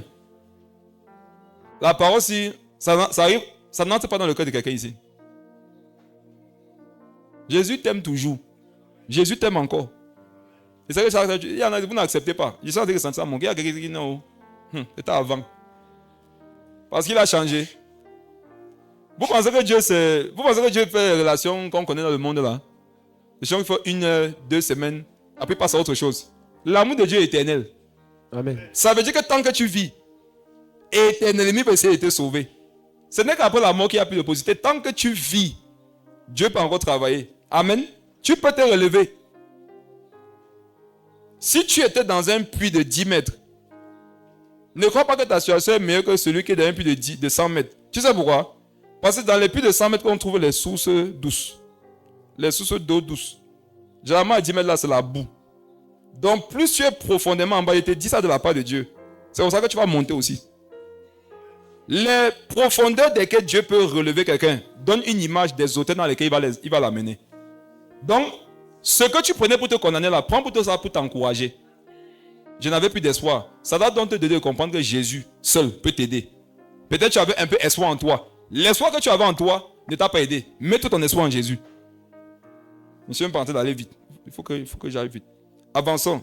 Prenons un passage. Jean 21. Jésus le miroir.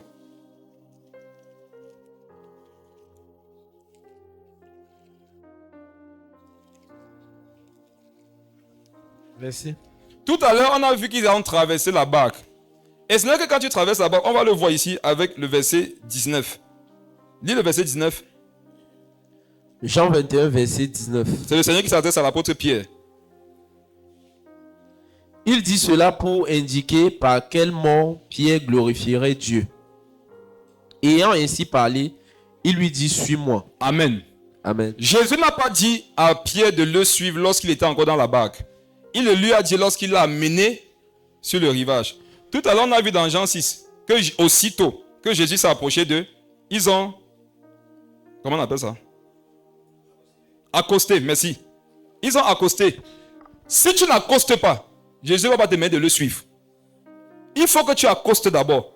Accoster, c'est quoi? C'est accepter que non. La peur que j'avais de Dieu là, il n'est pas contre moi.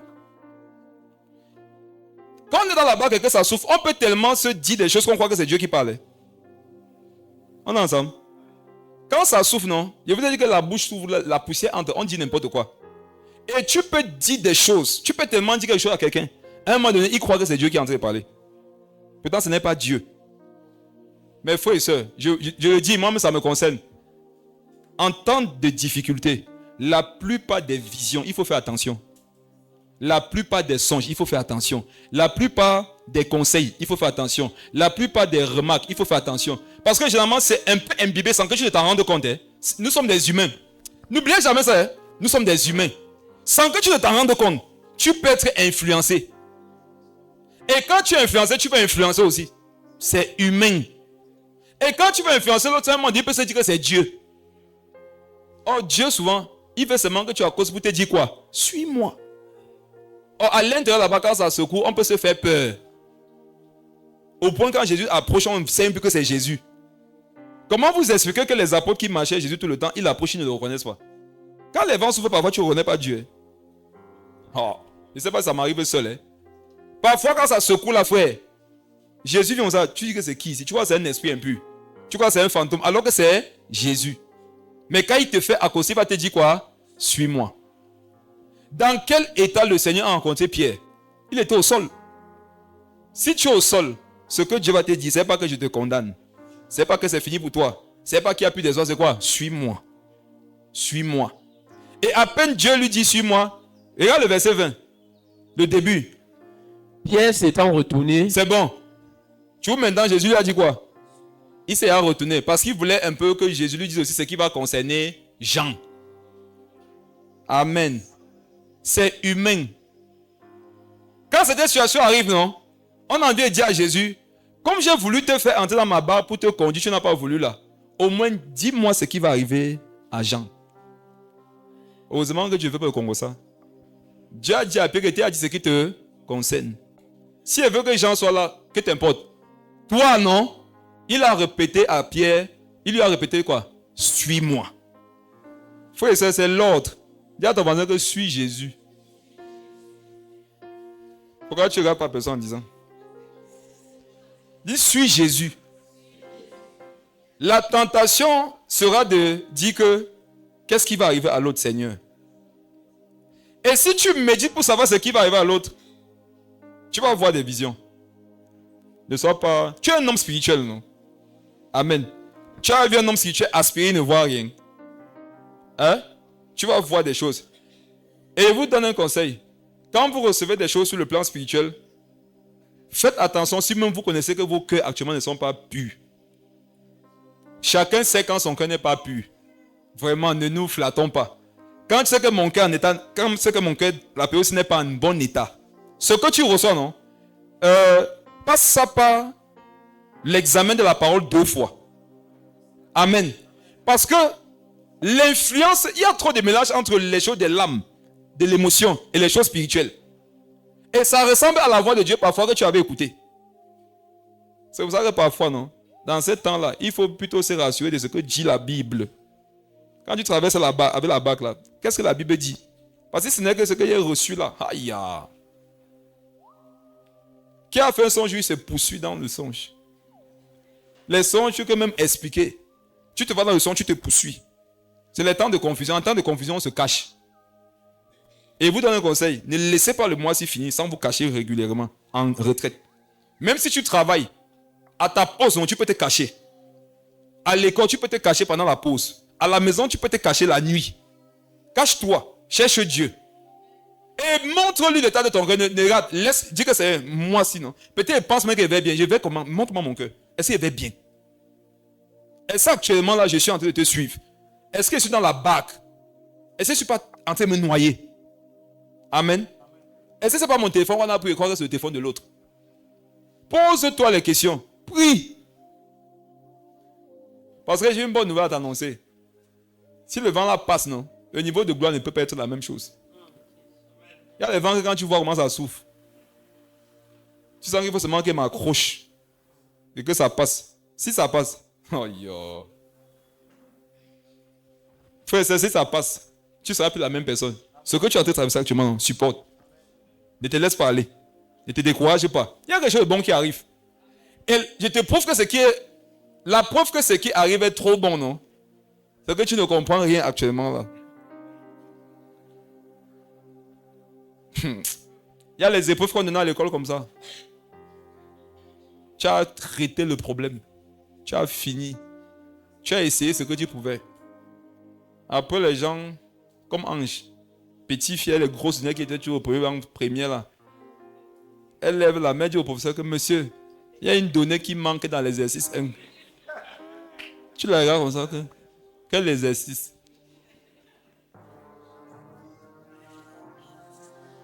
On dit que tu parles de quoi?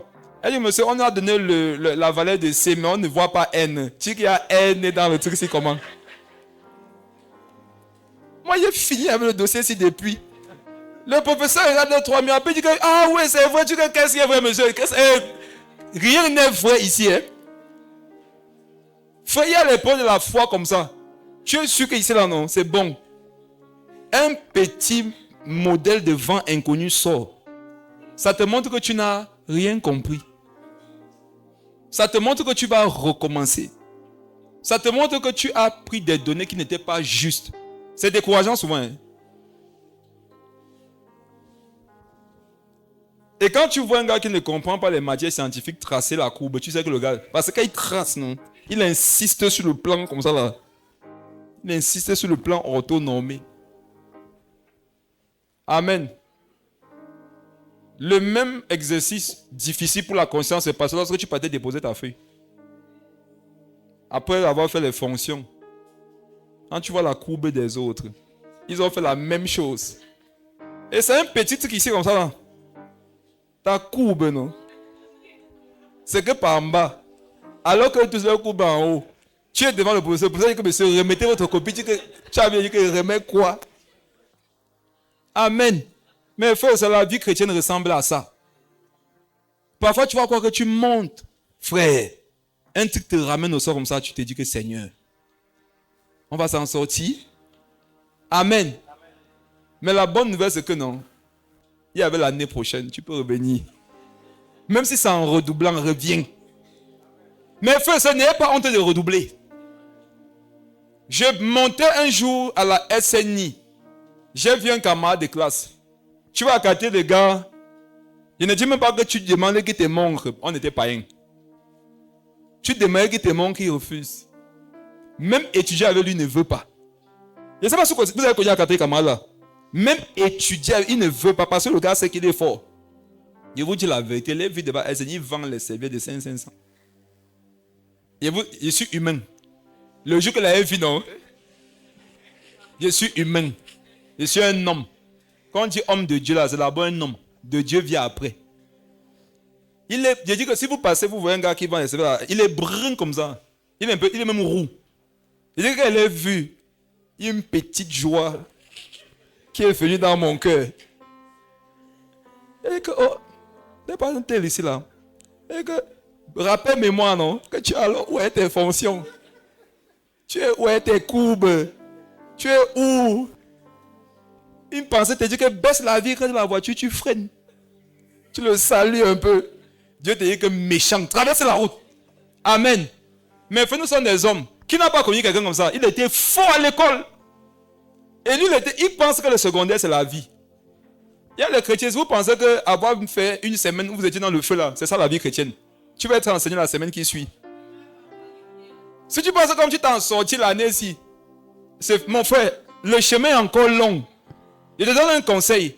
Si tu vois les gens abandonner sur le chemin là, sache que toi-même tu peux abandonner. Donc quand tu vois quelqu'un qui a abandonné, non, c'est un enseignant pour toi.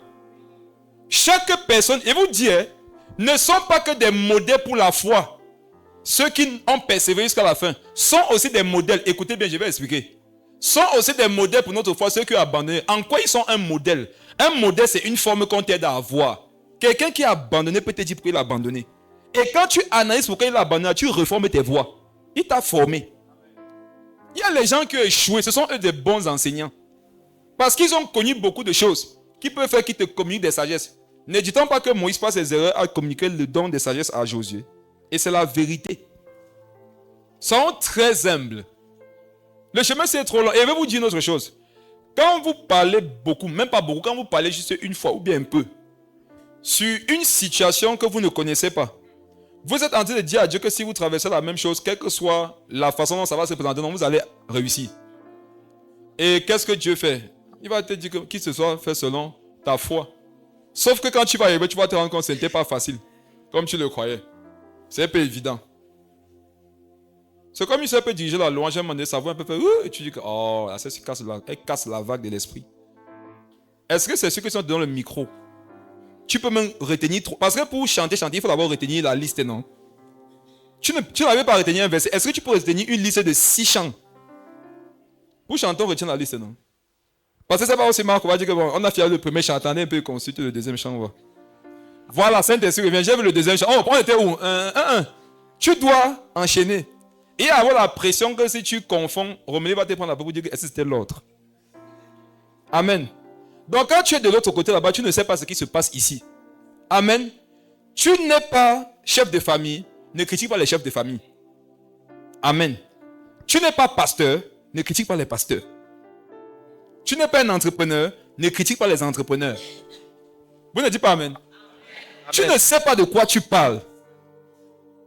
Quand tu vois un frère et une soeur en difficulté, sache que le frère, la soeur, c'est une forme de ton reflet. Ça veut dire qu'il peut être comme ça. Approche la personne avec une solution et pour apprendre. S'il y a cette mentalité, les hauts et les bas de l'église vont seulement nous donner de devenir de plus en plus forts, de plus en plus unis. Et rappelez-vous, parfois l'adversité n'est pas le problème, non? C'est le manque d'unité qui peut venir détruire. Les vents qui pouvaient sauter dans l'eau, ils étaient obligés de rester dans la barque, ensemble. Et si vous avez remarqué, quand il y a peur, quand quelqu'un a peur, non, il veut seulement quelqu'un avec qui il va être. Regardez, vous allez comprendre cette image. Nous, avant, bon, peut-être toi maintenant, toujours, tu avais peur de dormir seul. Mais si tu es seulement à la maison avec un enfant de 7 ans, la peur là pas. Vrai ou faux? Et te pose une question. De quoi peut te défendre un enfant de 7 ans? Supposons vraiment que le danger que tu crains dans la rue, l'enfant de 7 ans peut faire quoi? On comprend par là que la présence humaine fortifie. La présence humaine encourage. Ça rassure. Donc, dans les moments de vent, non?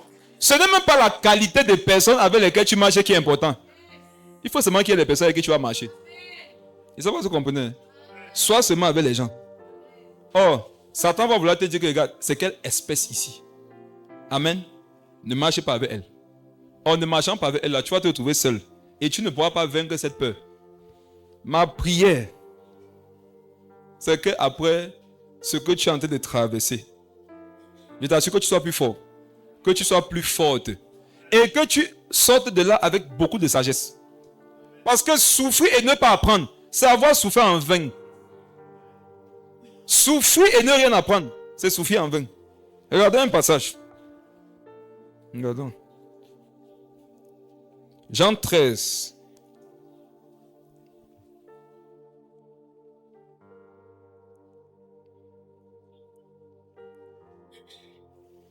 Verset 35. Quand je méditais sur le sujet, je l'avais déjà compris, mais le Seigneur a augmenté ma connaissance sur la question. Ce n'est pas pour encourager quelqu'un ici à ne pas être discipliné. Il faut être discipliné. Mais, mes frères et sœurs, écoutez très bien ce que je vais expliquer et comprenez ma pensée. Le fait de mettre la discipline avant la grâce fait de toi un pharisien. Le fait de mettre la grâce avant la discipline fait de toi un disciple. Je répète ce que j'ai dit. Quand tu mets la loi avant la grâce, tu vas devenir un pharisien. Mais quand tu mets la grâce de Dieu avant la discipline, tu vas marcher comme un disciple du Seigneur. Pourquoi je dis ça? Parce que moi j'ai remarqué chaque fois qu'un enfant de Dieu s'est levé contre la vie de notre enfant de Dieu, c'était en ce qui concerne la loi. C'était en ce qui concerne la discipline. C'était en ce qui concerne les qualités. C'était en ce qui concerne des pratiques, des lois, des ordonnances et des cultures. Mais regardez ce que Jésus dit dans Jean 13, verset 35. C'est Jésus qui parle. À ceci, tous connaîtront que vous êtes mes disciples, si vous avez de l'amour les uns pour les autres. Relis s'il te plaît. À ceci, tous connaîtront que vous êtes mes disciples, si vous avez de l'amour les uns pour les autres. Le critère sur lequel Jésus s'appuie pour dire que quelqu'un est son disciple, c'est quoi? C'est quoi, frère? L'amour. C'est avoir son amour. Or, son amour s'est manifesté comment dans Jean 3, verset 16? En allant vers qui? Ceux qui étaient pécheurs. Tu vois quand le péché de quelqu'un t'éloigne de lui, non? Ça montre que toi, tu n'as pas l'amour de Dieu. Le péché de quelqu'un doit plutôt te rapprocher de lui. Je vous dis ça de la part de Dieu. Si vous avez remarqué que les manquements des gens vous éloignent d'eux, il y a encore du pharisanisme en vous. Priez pour que Dieu vous aide. Amen. Est-ce que je suis en train de te dire que quelqu'un veut rester dans le péché, que c'est lui? Non. Il y a les gens qui ne veulent pas changer. Non, il faut t'écarter d'eux. Il y a les gens qui veulent pratiquer, qui veulent rester dans l'état. Écarte-toi d'eux. Je te parle des personnes qui veulent de Dieu. Amen. Qui travaillent au salut comme toi. Regarde, ne t'éloigne pas d'eux à cause de leur manquement. Tous reconnaîtront que vous êtes mes disciples quand ils vont vous voir vivre dans l'amour. Oh, l'amour là, ce n'est pas dire que quelqu'un qui t'aime. Hein. Jésus nous a montré comment on aime. Quand on aime, on parle de quelqu'un avec des solutions. En fait, l'amour de Dieu, non, c'est d'apporter des solutions aux problèmes des gens. J'ai pas d'apporter les versets. J'ai demandé d'apporter les conseils, les prières d'abord, ou bien les cadeaux, les solutions. Or, la solution parfois au problème de quelqu'un, c'est quoi? Comme je l'ai dit tout à l'heure, c'est ta présence. Amen. C'est être présent. C'est ta présence. Parce qu'il y en a, s'il n'y a pas de présence, il meurt. Il ne meurt pas parce qu'il n'y avait pas de solution, mais parce que par manque de présence, ils n'ont plus eu d'espoir. Ils sont morts. Jésus sait que tu es son disciple, qu'il te voit aimer les gens. Et les premiers gens que Jésus a aimés, c'est toi et moi. On était dans quel état? Pécheurs. Aujourd'hui, toi, avec le même amour de Dieu là, tu t'éloignes des gens qui cherchent Dieu comme toi parce que tu es pécheur. Non, non, ce n'est pas l'amour de Dieu. Le critère que Jésus va regarder, c'est l'amour. Vous voyez, la sanctification, ça vient après. Parce que même la sanctification, c'est un pur fruit de sa grâce. 2 Corinthiens 3, verset 16. Toutes nos capacités viennent de... Si tu sais que toutes tes capacités viennent de Dieu et que tu vois que quelqu'un n'est pas avoir certaines capacités, il faut savoir qu'il y a une portion de Dieu qui n'a pas. Et l'aider, c'est lui apporter cette portion de Dieu. Quand tu lui auras donné cette portion de Dieu, tu vas le voir avoir ces capacités-là. On ne peut pas parler que le péché, non, c'est la manifestation d'une ignorance d'abord. Amen. Vous voyez, quand quelqu'un commet ou pratique un péché, non, c'est la manifestation d'une ignorance. Il y a des connaissances que si tu lui donnes, tu ne vas plus le voir dans ça. Or maintenant, fais la remarque, non, ça ne donne pas la connaissance. Juger, ça ne donne pas la connaissance. Éloigner l'autre, ça ne donne pas la connaissance. Il faut apporter la solution. Et frère, je vous assure, dans l'église même, non, on a plus besoin de solutions que ce que vous pensez. Je crois qu'on a souvent dans les églises été durs les uns les autres parce que quand quelqu'un est à l'église, automatiquement, on l'établit dans un standard. Or, souvent, on oublie que c'est un homme. Souvent, on oublie que c'est une femme. Je vais vous dire, chers frères et sœurs, la conversion n'est pas forcément la perfection. La conversion, c'est le fait de changer d'état, de changer de style de vie. Mais la perfection, c'est quelque chose qui se travaille. On a vu, c'est ça que j'ai appelé l'éternité. C'est pour ça que les gens sont choqués, non? Ils disent, c'est qu'on voit à l'église. Vous pensez que l'église, c'est quoi? C'est l'hôpital. Amen. Ne soyez pas de ceux qui sont choqués de ce que, comment un frère peut faire ça? Il y a les choses qui ne relèvent pas de la conversion, mais ça relève de l'éducation. Donc si quelqu'un n'a pas été éduqué comme ça, non, il ne peut pas même s'il se convertit. Regardons quelque chose de simple. Tu négligeais l'anglais à l'école. Le jour où tu te convertis, tu commences à parler l'anglais. Parlez fort. Tu avais jonglé les cours de physique. Le jour où tu te convertis, tu commences à comprendre la physique. Il y a les choses que la conversion ne change pas. La conversion, c'est pour le salut. Maintenant, non, même si tu dors à l'église, il y a les choses que si tu n'es pas éduqué, tu vas toujours faire des dégâts. Et les gens vont dire que comment quelqu'un qui part à l'église fait ça?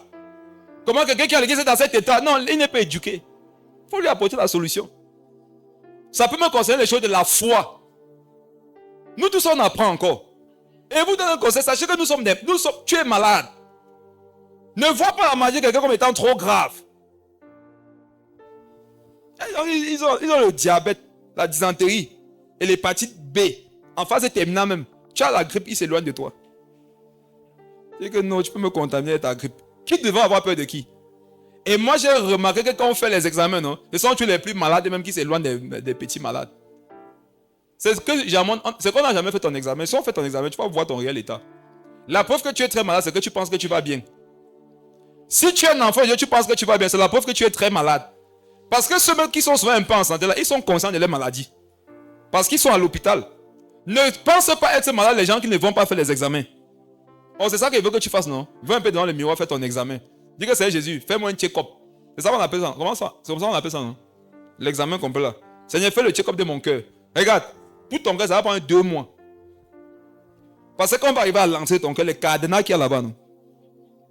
Amen. Tu penses que c'est parce que tu parles en langue que ton cœur est en bon état?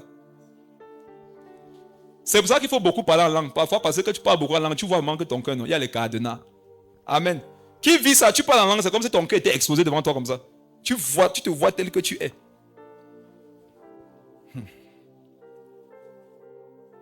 À ceci, tous connaîtront que vous êtes mes disciples, si vous avez de l'amour les uns pour les autres. Et te pose une question, est-ce qu'il y a pour moi une personne pour qui tu n'as pas d'amour actuellement? Ça fait que tu n'es pas un bon disciple. Il n'y a pas dit beau. Je ne te demande pas de peser sur la balance. J'aime 20 personnes. Je n'aime pas trop 2. Tu n'es pas un bon disciple. Pourquoi tu ris? Ils sont combien sur ta balance de l'autre côté? Il y a combien que tu n'aimes pas? N'aie pas honte, ma soeur. Regardez, non, frère. Il y a au moins une personne sur la terre ici qui va toujours te montrer que toi, tu dois davantage prier pour l'amour. Dis-moi qu'il n'y a aucun visage dans ton cœur. Il va te montrer que tu n'étais pas bien devant le miroir. Il y a au moins une personne sur la tête qui travaille ton cœur. Tu penses souvent que ça va hier, mais quand tu commences un peu à prier son nom, tu fais que Seigneur, souviens-toi, tu passes. Souviens-toi et tu es passé là, ça montre qu'il y a un amour qui n'a pas encore atteint son paroxysme que Dieu voudrait que tu aies pour la personne. Je ne t'ai pas dit que tu hais la personne, hein, mais tu n'aimes pas aussi la personne comme Dieu veut. Ne pas aimer quelqu'un comme Dieu veut, c'est aussi mal. C'est pour ça que aimer là, ça s'apprend encore. Oh, tu peux croire que comme je ne déteste pas, forcément j'aime.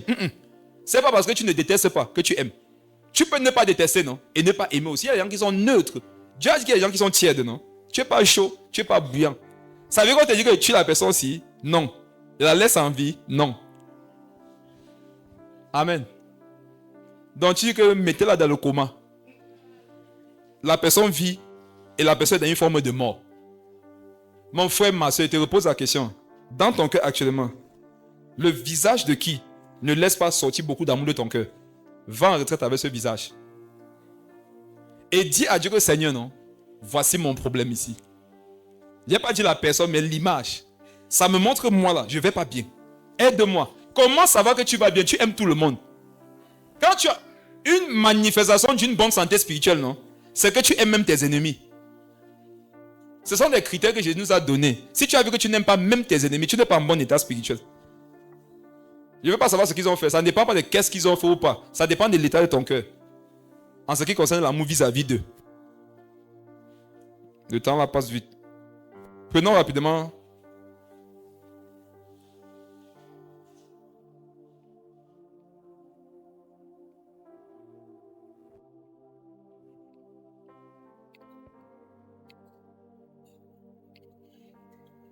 À cause du temps, il faut que... Revenons dans Jean 21.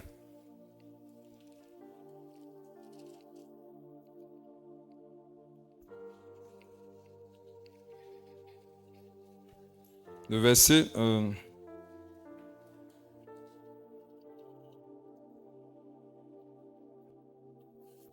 Verset 3. Jean 21, verset 3. Simon-Pierre lui dit, je vais pécher. Leur dit. Simon-Pierre leur dit, je vais pécher. Et il lui dit, nous allons aussi avec toi. Il sortit et montait dans une barque. Et cette nuit-là, il ne prit rien. Amen. Amen. Qu'est-ce que je veux vous enseigner ici? J'avais partagé dessus, je crois, sur un Zoom. Lorsque l'apôtre Pierre est retourné à la pêche des poissons, de laquelle le Seigneur l'avait retiré, les apôtres l'ont suivi. Je vais vous montrer la puissance de l'unité. Si vous avez remarqué ici, Pierre n'était pas dans l'obéissance. Jésus leur avait dit, je ne ferai plus de vous des pêcheurs de poissons, mais des pêcheurs d'hommes. Or, l'apôtre Pierre dit que je retourne pêcher des poissons. Ce n'était pas normal. Qu'est-ce que les autres ont fait? Il dit que allons aussi. Sauf que quand Jésus revient, il part vers qui? Simon-Pierre, non? Est-ce que vous savez que c'est Simon-Pierre qui venait chercher? La preuve, c'est le seul avec lequel il a conversé. C'est le seul à qui il a dit, suis-moi. Car vous n'avez jamais remarqué ça?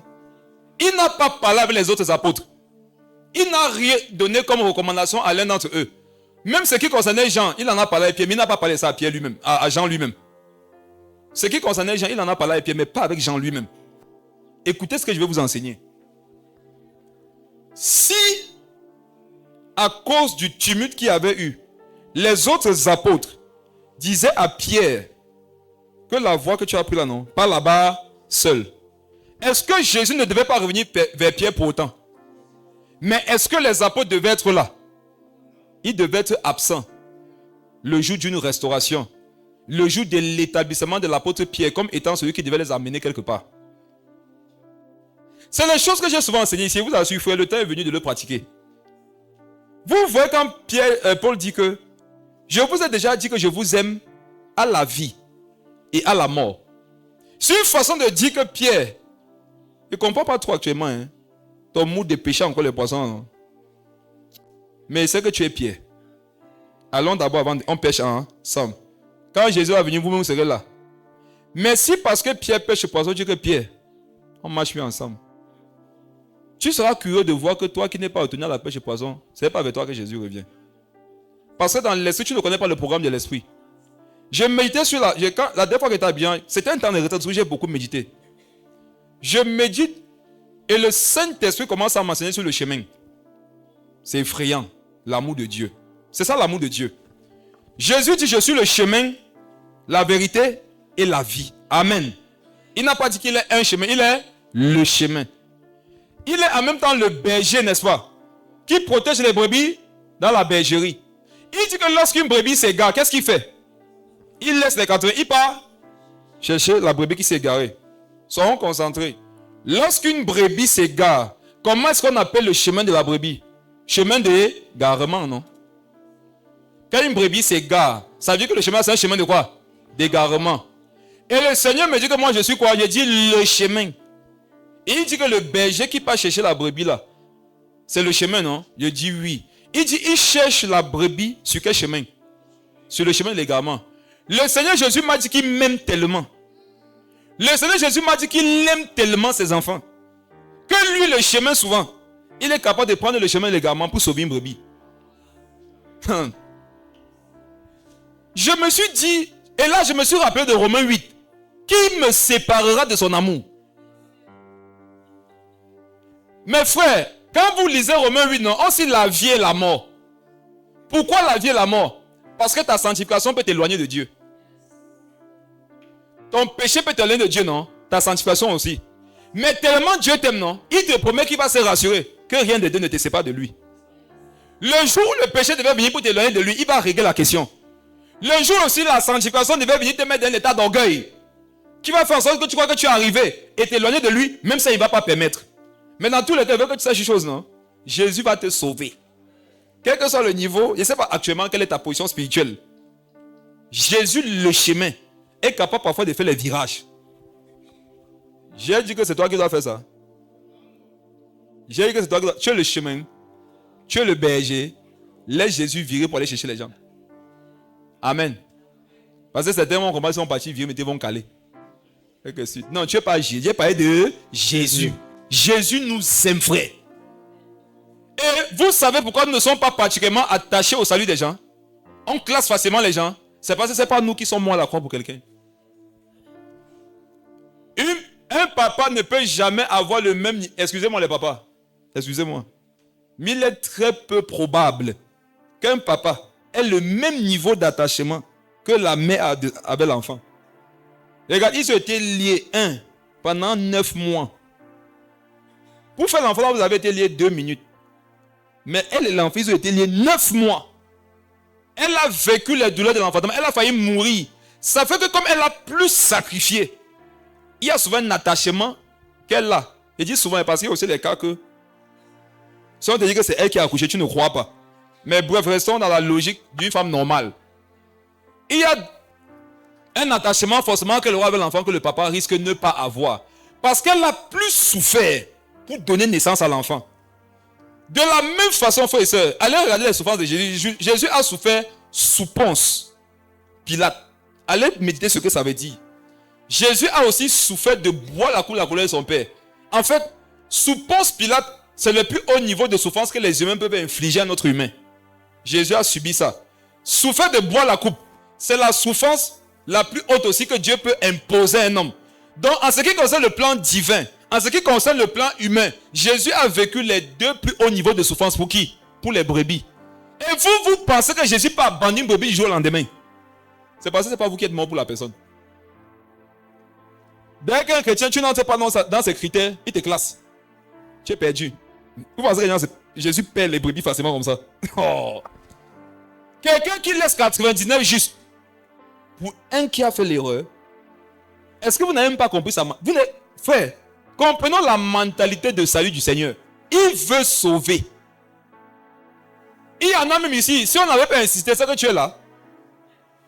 Moi-même qui prêche là.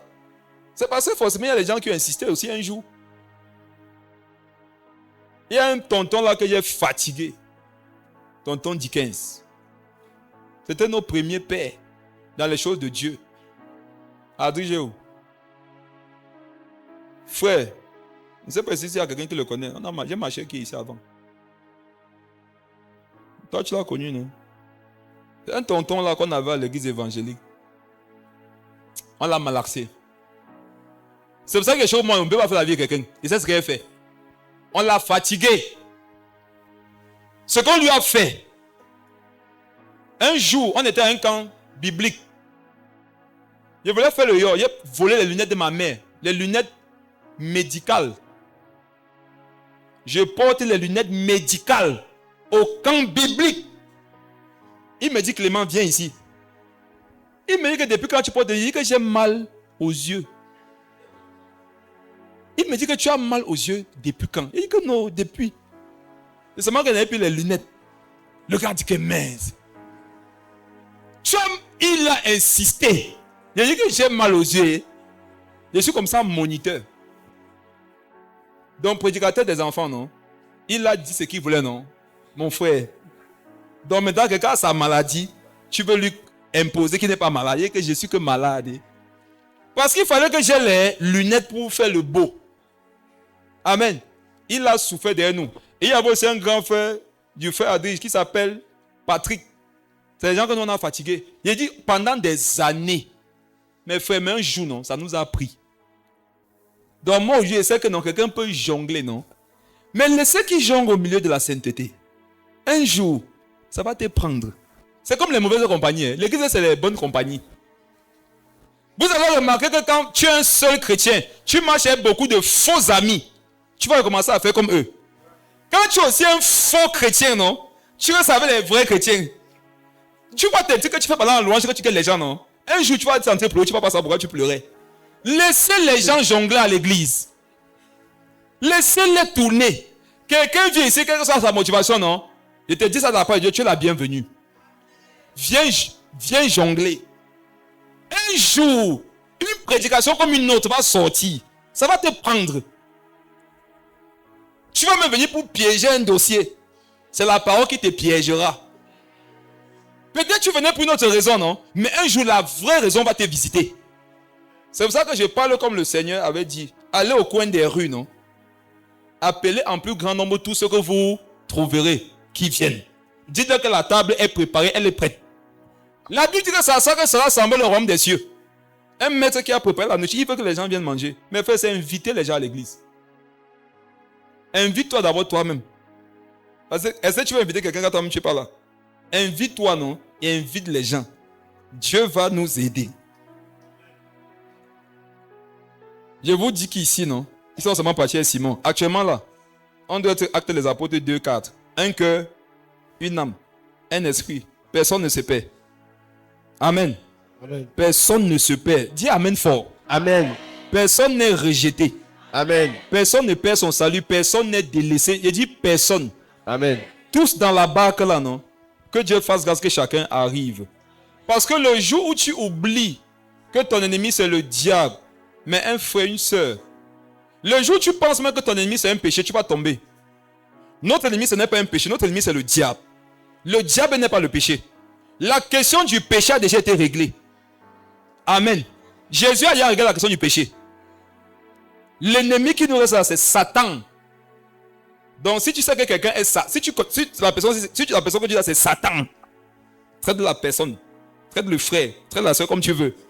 Mais si tu sais que cette personne ce n'est pas Satan, cherche Satan, concentre-toi sur lui.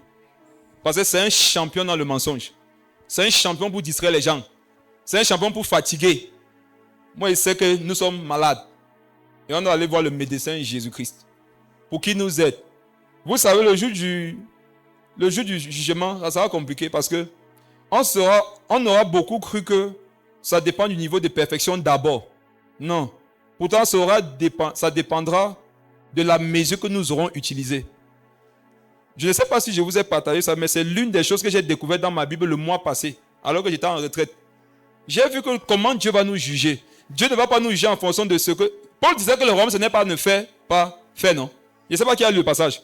Le royaume, ce n'est pas mange, ne mange pas. Va, ne va pas. C'est pas ça. C'est pas la loi. Le royaume de Dieu, c'est pas d'abord ça. C'est la balance que tu auras utilisée. J'ai lu ça, ça m'a fait peur. Dieu m'a fait comprendre que je vais te juger en fonction de comment tu auras jugé les autres quand toi tu étais sur la terre.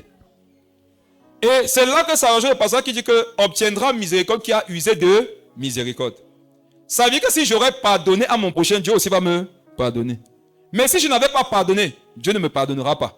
Si j'avais recherché la paix, je vivrais la paix. Mais si je n'avais pas recherché la paix, je ne vivrais pas la paix. En fait, tu prépares le jugement que Dieu va exercer sur toi quand tu es sur la terre envers ton prochain.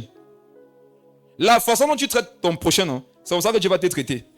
Maintenant, s'il faut essayer, nous savons qu'actuellement, on est dans une course où on doit vraiment être en train de veiller sur sa propre personne. Soyons un peu aveugles, sourds et muets. Cherchons Dieu. Voilà ceux qui iront au ciel. Ce sont ceux qui seront conscients de ce qu'il faudrait qu'ils crient à Dieu, qu'ils luttent. Amen.